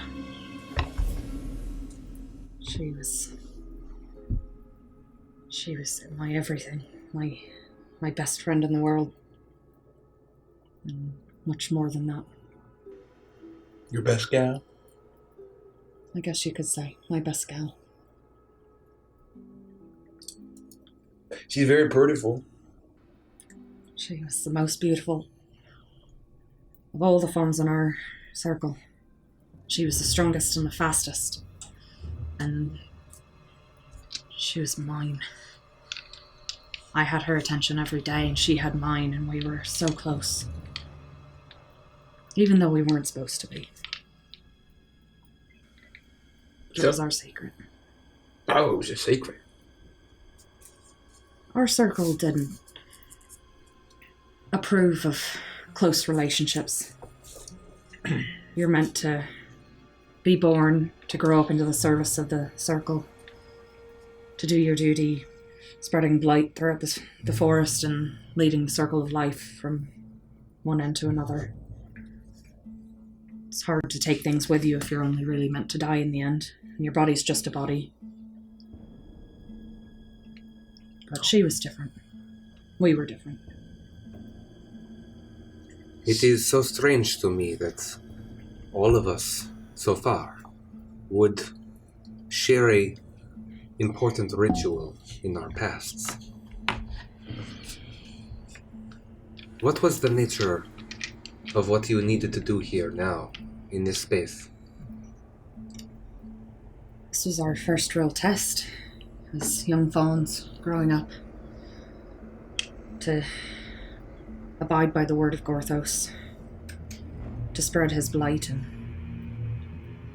by that spread his power, to help this sick and ailing creature return to the earth. I have heard of many gods and goddesses, demigods, powerful entities, but I admit, in all of my years, I have never heard of this Gorthos. He's trapped within our forest. He's very powerful, but he needs his blight to spread so that he can spread.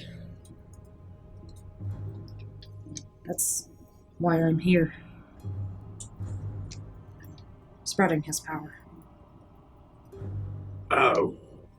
So your job's to make more spooky forests? If you're not afraid of death, it's really not that scary of a place. I guess it's a fair point.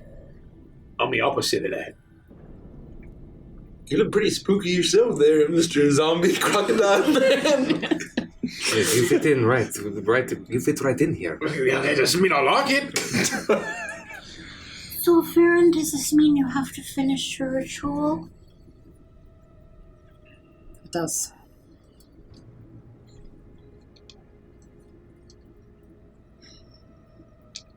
We have to put this poor thing to rest.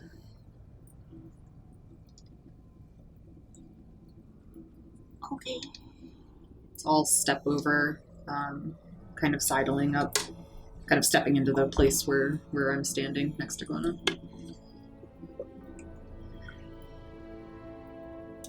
So I would lean down and with my long claws that I have, scratch a rune into the kind of blighted skin that it has, sort of in the shape of a bee. And then taking a large knife that I would have, I would slit its throat and let the life drain from it. You watch as Farron and Gwenna join together and put the stag out of its misery. And with their powerful magic from the darkest reaches of the Feywild, you watch as a fungal blight, the Heart's Blight, swarms over the freshly deceased stag, and within minutes, it is fully decayed into nothing but rich nutrients from which new life will grow. This was the first of many rituals, as you see Farron and Gwenna complete their rite of passage and become full members of the Circle. The years pass, and the more they commit themselves to the Circle and to spreading the Heart's Blight and perfecting their wicker weaving, rune carving, and other rituals, they help each other with, the closer they grow. This brings suspicious eyes upon them, especially with the most devout of the elders. Personal attachment was to be reserved for Gorthos. The faith and the work and the attachment that the two satyrs, now young women, both shared was coming under more and more scrutiny. This scrutiny leads to a night that is especially dark, so that their escape from their home goes unnoticed by any of the other druids. The pair makes it to the same fetid glade where they had performed their first Heart's Blight ritual, and Gwenna stands before Farron and tells her that she doesn't know what to do.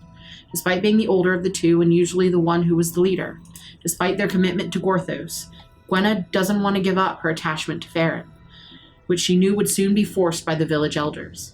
With tears and confusion in her eyes, Gwenna asks Farron what they should do.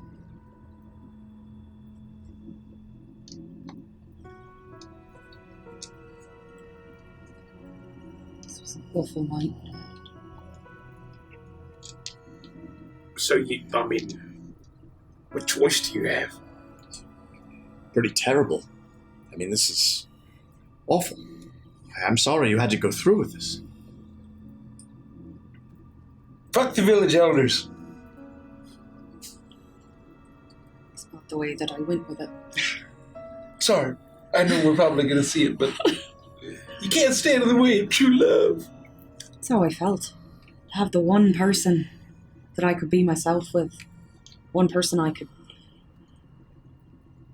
touch and hold and have to myself and tell secrets with. It wasn't all gloom and doom with her.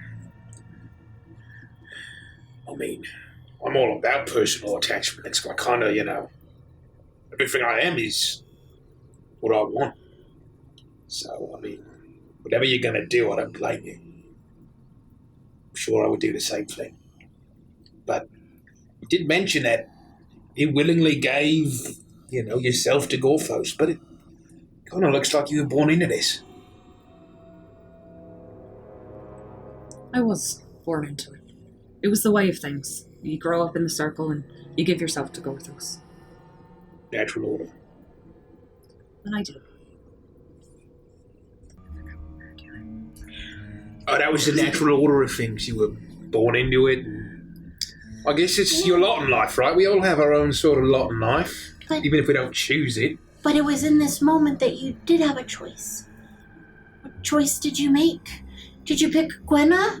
Or did you pick Gorthos? I have to know! This is a page-turner! The little rabbit gnaws at her paws. I love Gorthos. I believe in everything that he spreads, everything that he does. It's necessary for this earth, and without him, we would all fall, and we wouldn't rise again. But Gwenna had my heart. I mean, look at her. How was I going to say no to that?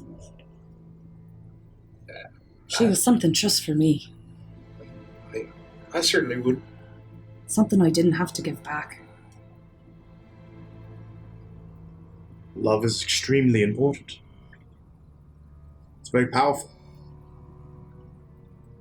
It's so hard to grow up in a place like that. Where your parents really don't even raise you. You're born and you're put off into the groups with the rest of the kids. It's hardly a hug to go between you. And to have someone to touch, to feel the warmth of them against you. You don't know what it's like. No, I don't. And so you picked Gwenna. I picked her.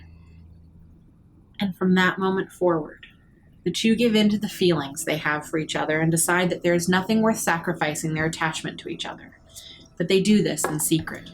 Their romance blossoms under the shroud and secrecy of night, but to the others of the circle, they seem to completely lose interest and attachment for each other. For years, their plan works, and both satyrs are happy. Farron hunches over to forage for mushrooms for that evening's dinner, excited to reward Gwenna with a special feast on her return from clearing out the encroaching harpies from the north, which would be no match for her love. However, upon returning to the circle's dwellings, she discovered Gwenna's body surrounded by the elders. While her mission had been successful, one of the harpies had envenomed her talons, and she died less than a mile from home. The ritual to return her body to the earth would proceed the following evening. It takes all of Farron's willpower to mask her devastation at losing the love of her life, and the protestation of watching her dear Gwenna turn to blight and decay. The rest of the circle did not mourn, for death was just the next step of the circle of life. Death, cleansing, and renewal. However, that night Farron mourns, now truly alone for the first time in her life. And unlike the elders, she refuses to accept this part of the cycle, and thinks of the alleged power whispered about by the fawns of the circle, even strong enough to reverse death. These were the secrets kept in the Archdruid's hut on the edge of the Satyr's community, but claiming such a power was considered the height of blasphemy. Farron once more felt the conflict in her heart as she wandered through the night and made her way towards the hut. I am terribly sorry for your loss, but this can't be going the way that I think that it is. What else was I gonna do? They were just gonna let her rot back into the earth, and I know that that's the way it's supposed to be, but she was mine.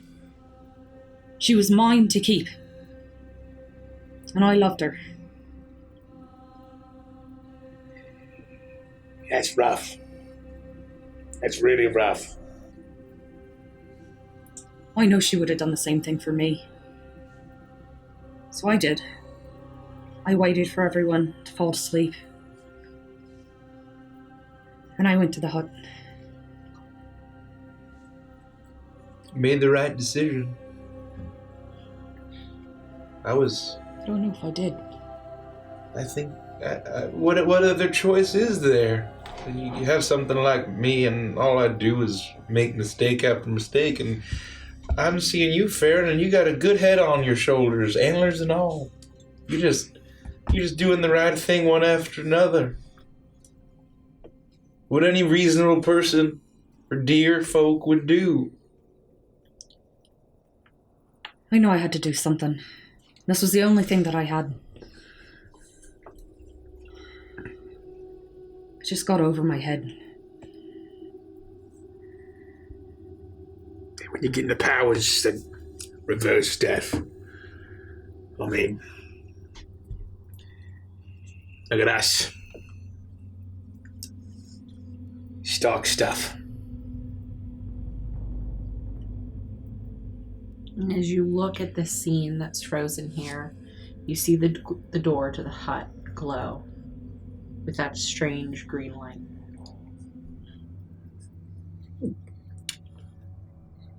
I will look back across the camp where she's lying for the ritual, and then I will turn forward and step into the hut. You watch as Farron slips in and out of the Archdruid's hut, utilizing the stealthy magic that had kept her safe in this dangerous forest for so many years. And soon after, she had escaped into the wood with the forbidden wicker fetishes in the body of Gwenna. After closely examining the powerful artifacts, she places them around the corpse of her deceased lover, and with all of the primal magic that resides inside her, she activates the dark magic to resurrect Gwenna. And Gwenna does rise. However, it is only the flesh of Gwenna that rises before her, and the creature that groans and burbles is just bone, bark, wicker, fur, and fungus. This body had once housed Gwenna's soul, the woman Farron loved, but it was now nothing more than a hollow shell puppeted by magics. You watch as Farron, having committed the cardinal sin of her circle, tearfully puts an end to the creature she had inadvertently given life to. Now, without a love or a home, Farron weeps. Then, a massive creature approaches through the forest, bigger than any predator Farron knew of in these woods. A deep, rasping voice calls out as a colossal stag steps into the clearing.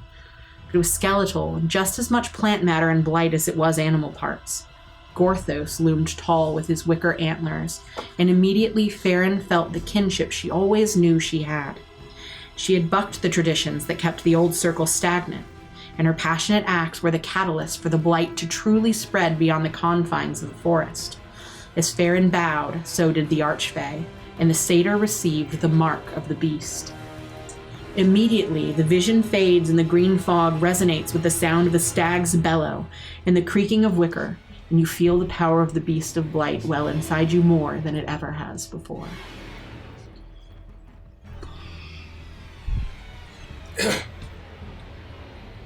I'm mighty sorry, Farron. Do you still think I made the right choice? Yes. What I did for her?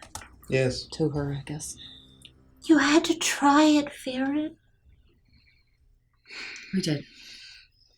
And I'm here now, and the only way is forward. If I can spread his power, he can bring her back.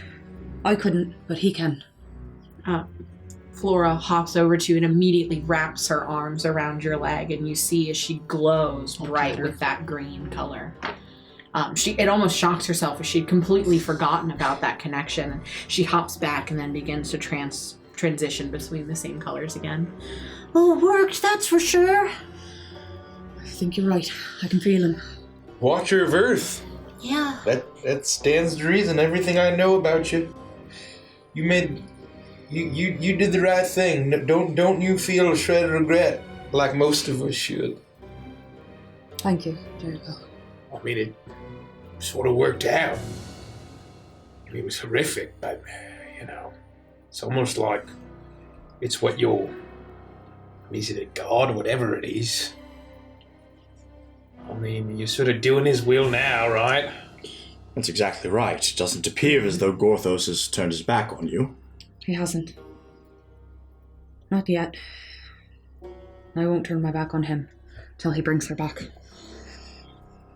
Got a real cast of characters here. Yeah, and still 2 more to go. And it looks like the magic is truly working because we're sealed in. We can go again. I'll scan the horizon, see the trees. Are they becoming more and more creeping in? And I'm looking for because the fog eyes. is so thick, you can barely see them. Okay. It's in the moments you first return that the fog is thinnest, and that's when you can see the forest beyond, and when you're starting to begin to hear the noises. So we are hearing still like cracks. And it's more and more prevalent. But the fog is closing in closer, so it almost seems as if you don't speed up now. At first you were meant to go slow, but now it's 10:30, so Well, the fog is moving faster. It's the edge of midnight.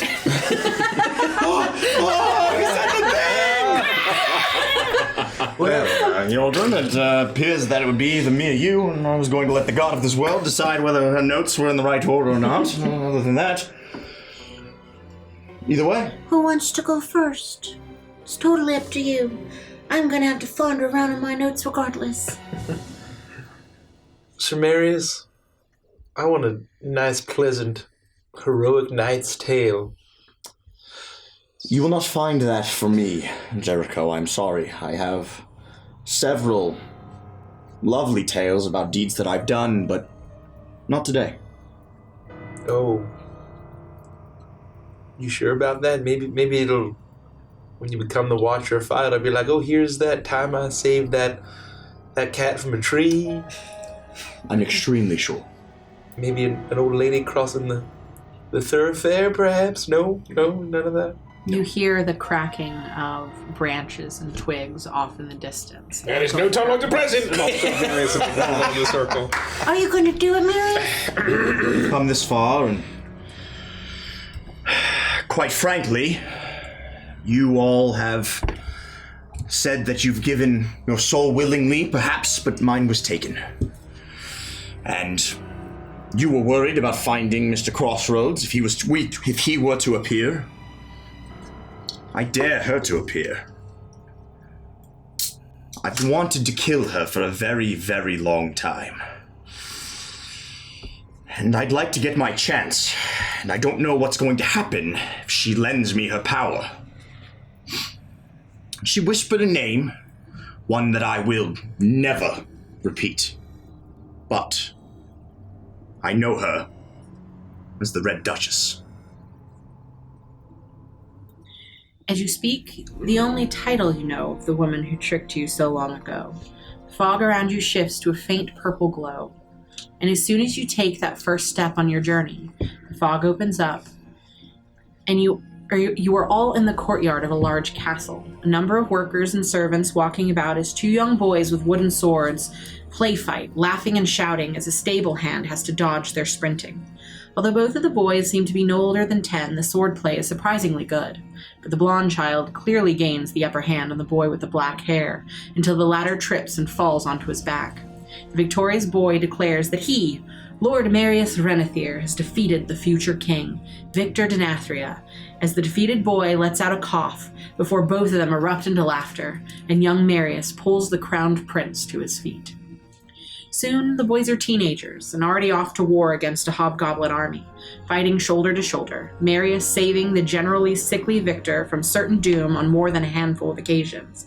And despite all of the praise and thanks the crowned prince gave to his best friend, young Marius always gave credit to Lathander for looking over both of them in their kingdom of Vitonia. By the time the pair returned from the war, a decisive victory, the current king was dead and Victor was crowned shortly after his 18th birthday. You see the newly crowned king, surrounded by his entire court, step forward and ask Marius Renethir to be a knight of the realm, and to always serve his god, his king, and his nation as his holy oath. All eyes in the gloriously gilded throne room are upon the pair of men as Victor looks intensely into Marius's eyes. Oh, my best friend. Oh, my king. King Victor Denathria. And I miss him. I miss him so. It's been so many decades. Oh, see that die horribly too?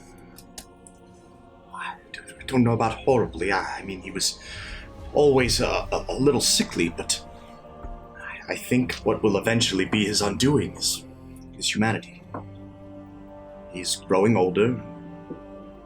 It's only a matter of time before he will pass. Oh, so he's not dead? Currently? Not yet. Oh. Whew. That's nice. But I'm running out of time. Because he is not immortal like I appear to be. Oh, so this was a long time ago. Many, many decades. I've lost count almost. Does he look younger than you look now? Yes, definitely. Okay. They're about 18. This is very still young. Okay. Well, I don't know what you're talking about, Sir Marius. This looks like a mighty knight's tale. Where I come from is beautiful. It's perfect. It's why I would do anything for my kingdom and my king. It's that loyalty to them and him and Lathander that gives me all of my strength and power. Where in Evantris is this kingdom? Delphinus. I've never been there, but I haven't been to none of these places. I don't know why. Me neither. You never sailed? Didn't you say? Or I guess you kept it pretty narrow? I thought you sailed far and wide. So, I mean, that's maybe I This story is about Marius. It's all right. I'm Yeah, places I haven't been. I've been everywhere in the world, all right? Anyway. Please, no, it's all right. I'm enjoying seeing my friend again. He looks so happy to be about to knight you. Do you become a knight? I mean, well... No spoilers! I do become a knight. I think we're spoiled by his beautifully golden regalia. We did have a bit of a clue, I guess, that you said yes on this occasion. It was always possible he stole the armor. Oh, that's true. He calls himself Sir Like the Marius. kind. To be fair, though, in the story as a kid, when he bested his friend, he called himself Sir Marius. So even then, he was pretending to be I'm sorry. I'm getting carried away. I had hopes, even from as long as I could remember, that I would do nothing but serve my king, and my best friend, and my brother. So what do you do now? Well, I accept, and I would proceed forward to take the place of this double of mine and kneel and proceed with the ritual that I know so well and cherish. The ceremonial blade of King Victor Denathria gently touches each pauldron of the young man's shoulders, and Sir Marius Renethir rises a Knight of Vitonia, taking up the symbol of the blood-red rose as his coat of arms. Through his works and deeds, he develops a reputation of being the most honorable knight in the realm, and while Sir Marius serves valiantly protecting the people, Vitonia suffered great military losses over the next decade that saw the borders shrink significantly. Soon, a wary and grave-minded King Victor confides in his best friend and most gallant knight that there may be little hope for Vitania as the surrounding kingdoms are growing in power every year. Victor sits on the throne with Marius by his side and hopes for a miracle. He wishes that the mythical artifact of Lathander, sung about in Vitania's songs of lore, the Grail of Dawn, was real and could offer the true divine intervention that they need. The king warily slumps forward and looks wistfully at the ever-shrinking battle map before him, a hopeless sigh escaping his lips. Was the only way. The Grail. The Grail of Dawn. Isn't a grail just a cup? Yes, that's exactly what it is, yes. We're talking about like war and kingdoms and, borders being redrawn. Is that powerful of a cup? That's what they say. Wow. And, What is it? What does it do? I mean, there are tales, there are songs, beautiful poems written just about this artifact. Unfortunately, getting a bit ahead of myself, I've yet to find it. But all my king had to do was ask. I would stop everything that I was doing to go search for it. Wait, that's the artifact that Philip says he has? Apparently. So did he ask you to go on a knight's quest? He did. And without even a moment's hesitation, I agreed. Because I would do anything for King Victor. So that's what you did next. You pledged yourself to the acquisition of the Grail. That's correct. I will, again, proceed forward and thinking back to this conversation that I had with my best friend and king, allow it to play out and agree to take on this quest.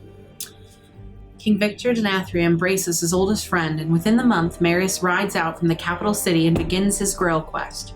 He travels far and wide as generosity, courtesy, fellowship, and piety are tested and overcome handily by the Knight of the Blood Red Rose. However, despite the several leads he's gained and the vast stretches of land he covers across the continent of Delphinus, he does not find the Grail of Dawn. After months of searching, winter is descending upon him quickly. A violent storm catches him by surprise when he is cold, starving, injured, horseless, and so very weary.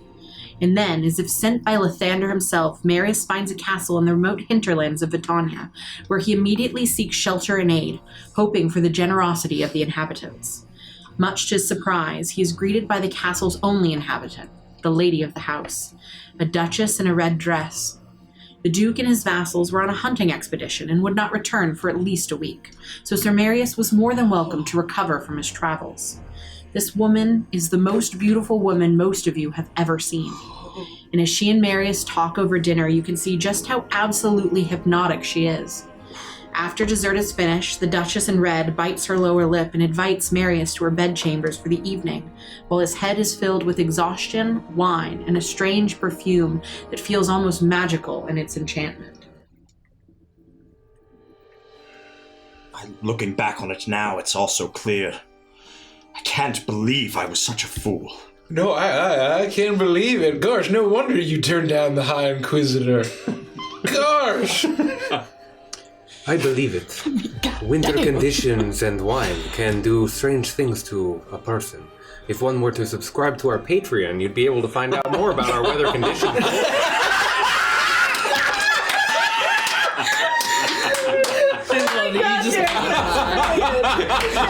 The ultimate unbelievable! I'm eating fresh, brother. That's the way I make them, brother. Oh my god! I'm over here pouring my heart out. What Shepherd. Barovia runs on Duncan. Shameless. Unbelievable. What's a Patreon? I'm just kidding. We're keeping that in, right? For this right? That's it all in. I was at my end. I was very close to death. And it's like I knew something wasn't right. It was too good to be true, but I couldn't help myself. It was as if there was something more going on. And I knew that this wasn't right. But I just couldn't say no. I mean, what's the problem? She's clearly inviting you to her bedchamber. She was spoken for. And the 5th test is one of chastity. Oh. Until that moment, I had passed them with flying colors, if you will. Helping people, gifting them things they needed, doing sacred rites, slaying monsters. But this one, I just couldn't say no. So what did you do?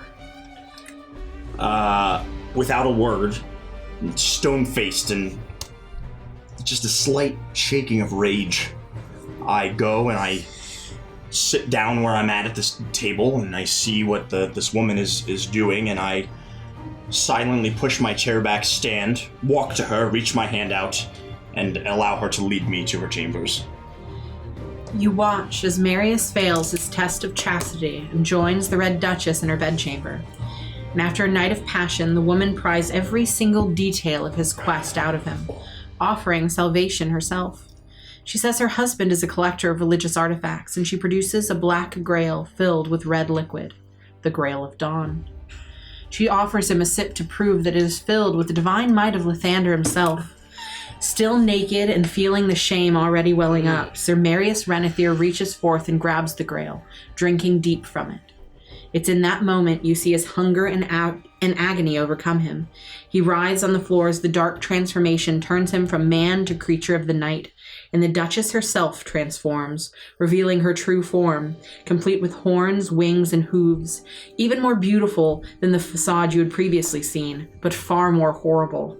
In this moment, you see Sir Marius break, and in one moment, the woman in red gives the disgraced knight a farewell kiss. In the next moment, he is out in the storm, the castle nowhere in sight, and nothing but the echoing cackling of that seductive voice. Immediately, the vision fades, and the purple fog resonates with the sound of a seductive breath and a moan, and you feel the power of the Duchess of Sin well up inside you, more than it ever has before. I can still smell that perfume. I was drunk, but not on wine alone. She clearly had some magical hold on me. I should have known instantly that damned cup was not the chalice. My soul was forcibly ripped from me in that moment. That wasn't the Grail of Dawn? No. It looked awfully spooky. Didn't really fit the description, I guess, but when you're desperate. Some sort of enchantment, some sort of mental manipulation. I wasn't... She could have told me anything, and I would have believed it in that moment. So that's the succubus, huh? That was her. Gosh, I don't know how I feel about that. Never let me meet a succubus. Please, folk. Gosh, y'all are worried about Virgil. I'm more worried about Marius' friend now. We'll do our best, Jericho. I'm sorry that happened to you. I mean, you didn't do nothing wrong. Marius? You were tricked. No, I should have been stronger. I broke my vows. As a knight, the only thing I ever wanted to be. And I pay for it every day. And potentially forever. But everyone deserves redemption, and if you can find the Grail, and if you can save your friend, and then if you can atone for your failure in the eyes of your god, you could be redeemed. Thank you. I think that you might be right. Lathander did not leave my side, and if I do find the Grail, I'm hoping that it will return me back to a human and save my kingdom, and my king can rest in peace when he eventually passes. I believe that can happen. And she runs over to you and she hugs onto your leg, and you watch as she glows a very vibrant purple. I see why you have the sin of wrath upon you in this space and... I thought you were going to say rats. Wrath. Okay. You took the quest up again, though. After your transformation, you chose to continue to seek the Grail. Did you ever go to see if you could find this Duchess again, or stop on your quest to go seek revenge? I did continue the quest because I made a promise to my king. I looked for that castle, for that Duchess. I never stopped. I could not find her. I occasionally get a scent of the perfume, even here. But she has not revealed herself yet. And I will get my revenge. I think your choice to continue your quest was the most important one of your story. I think you're right. Thank you. Noble. And I don't mean to play devil's advocate on account of the fact that I'm literally a demon's advocate by nature of my existence. Mm-hmm.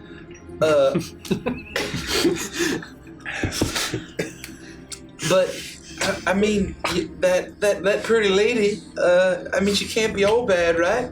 Don't you remember down beneath the basement of the Crooked House, and that old evil fairy of the crooked teeth tried to possess you? I believe the only reason that was stopped is because she is a jealous lover. She wants me all for herself. Maybe you see it as a blessing, but I certainly do not. It's getting hot and steamy in the mist. Well, I'm just saying, you know, as rough as it is, you know, Virgil and I don't always see eye to eye, and Briggsy and his friend on the other side, there's a silver lining, perhaps. Perhaps you're right. I can promise you that she'll regret not killing me and giving me eternal life. You hear the sound of movement in the forest behind you, and this time the sound of something large, incredibly large, breathing heavily. Yorgrim, you don't have to stand so close to me.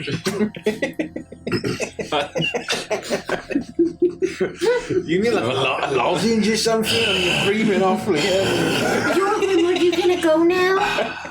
Because, to be fair, you're the only one who hasn't gone yet. You're not going to tell your story? This isn't a time for my story. Also, I'm not real. Well, you're real as a familiar. Right, but I'm made up of magic. I thought maybe you would be Gluttony. What? I step into the center. Okay, we all know how this works. Everyone needs to be quiet, including me, and you're going to say the name. Just know, I'm sorry for what you're about to see. The Maiden of the Mists. As you speak the only name you know for the maiden, perhaps the only name anyone knows, the fog around you shifts to a faint white glow. As soon as you take that first step on your journey, the fog opens up and you find yourself in a beautiful valley tucked away in the remote reaches of Inari. A number of quaint tribal villages scatter the landscape, all bathed in the nearly purple moonlight of an autumn night. But where you stand, there is no life beyond a small orcish child running amidst the clan stones of a burial ground. A boy no older than 8. He occasionally stops and speaks, although no one seems to be there to listen. He sometimes has long conversations at a particularly ancient gravestone chiseled with orcish etchings. And while at first he seems to be speaking to the air, your eyes and ears adjust, and eventually you see the shimmering spectral form of an elderly orc spirit giving kindly advice to what is clearly a young Yorgrim as he speaks to the dead, an ornate shovel sticking up from the recently dug grave a mere 5 feet away. As the boy leaves the spectre behind, he looks wistfully off towards the village of his people, the Shadestone clan. Having never felt at home among the living orcs, he does not know what to do with his life, and he looks morose.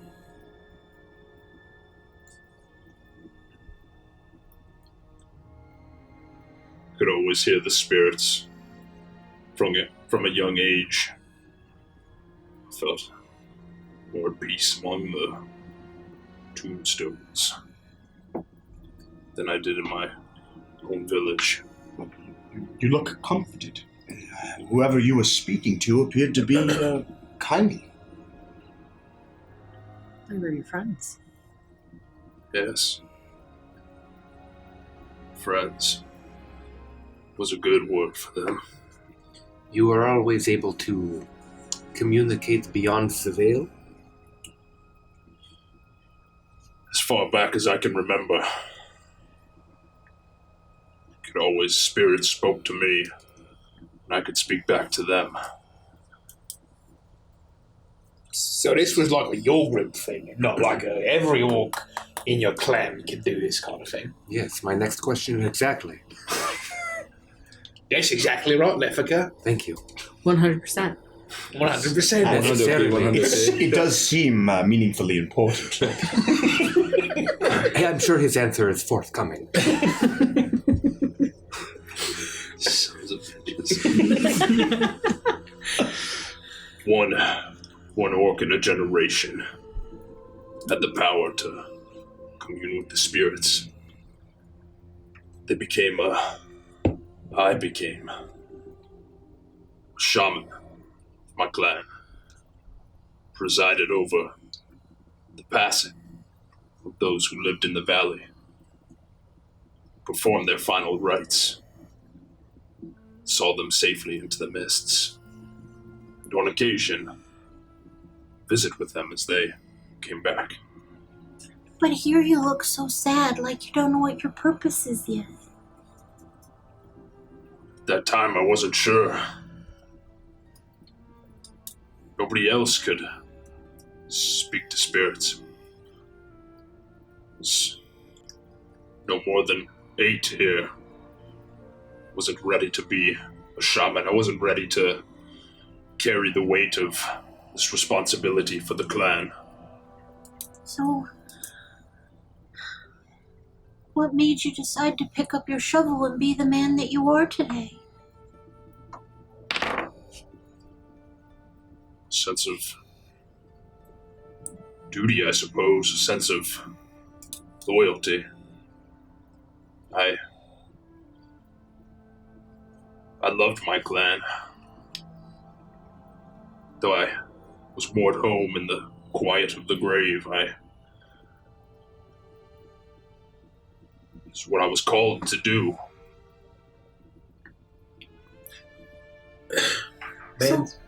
Man's gotta, or an orc's gotta have their tribe. It's a saying I wouldn't know. I had 3 gross hags. So what are you gonna do now? I'm gonna dig. I'll walk over and pick up the shovel. Okay. Hell yeah. Does it appear to be the same shovel? It is the same shovel. And as you do, so does young Yorgrim. And as the young orc grips the shovel in his hands and knows what he was meant to do, the years pass and the small orc grows and grows, seemingly not stopping his growth as he rejects the life of warrior, hunter, farmer, or family, and instead takes up the mantle of shaman.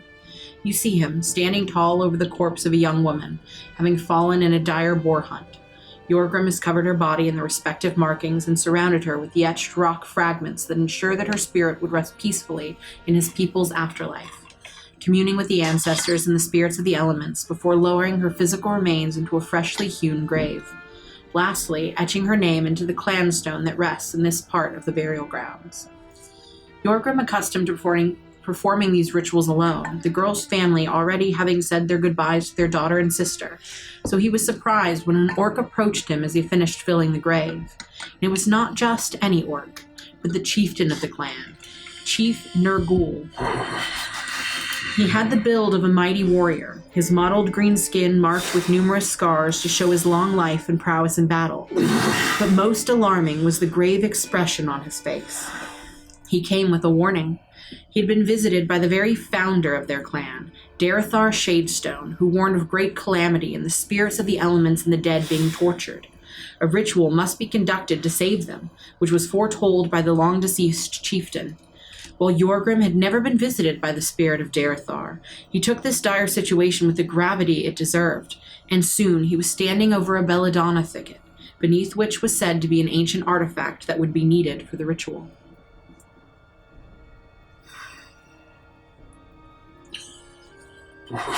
You all right, buddy? Yogi, it's gonna be okay, Yorgrim. I'll have my hand on your shoulder. I won't say anything, but you can feel that I'm trying to help you focus at least. This is where it begins. It's not gonna be okay. Oh. No, it is gonna be okay, Yorgrim, because we're all here together right now. I lean forward and rifle in the belladonna thicket, knowing what I would find. And with your shovel, you begin to dig. As Yorgrim's shovel breaks the earth and he digs for what feels like an eternity, casting the belladonna to the side as it withers and dies. Finally, the spade hits something solid, and Yorgrim unearths a lantern, adorned ornately in designs that appear like clouds, or perhaps fog, or even mist. Though the digging felt like ages, it's as if time decides to adjust itself. The image of Yorgrim with his newfound lantern fades as you watch him now, standing with this chieftain in the middle of the burial grounds, but it looks entirely different than you remember. Every single grave has been dug up, and the corpses of every Shadestone orc since the founding of the clan lay piled around the chieftain, who wields a strange hammer of his own creation, covered in runic markings that glow with a dull gray light. Each exhumed gravesite causes the runes on the hammer to glow brighter and brighter. Finally, the chieftain was ready to complete the ritual and put the spirits to rest. Yorgrim had toiled for months to get to this point, and all the while he had heard the souls of the dead screaming and crying out. With each passing day, he was more convinced that the spirits of the ancestors and the elements were truly in torment and chaos. And then Chieftain Nergul begins to chant beneath the new moon, holding the hammer high and commanding Yorgrim to raise his lantern and repeat the same phrasing in tandem. This strange language was certainly not Orcish or common, nor anything else Yorgrim had ever heard before. Yorgrim looked out at the exhumed skeletons and unearthed grave sites and to the lantern in his hands as his chieftain demands his obedience to save the souls of the dead.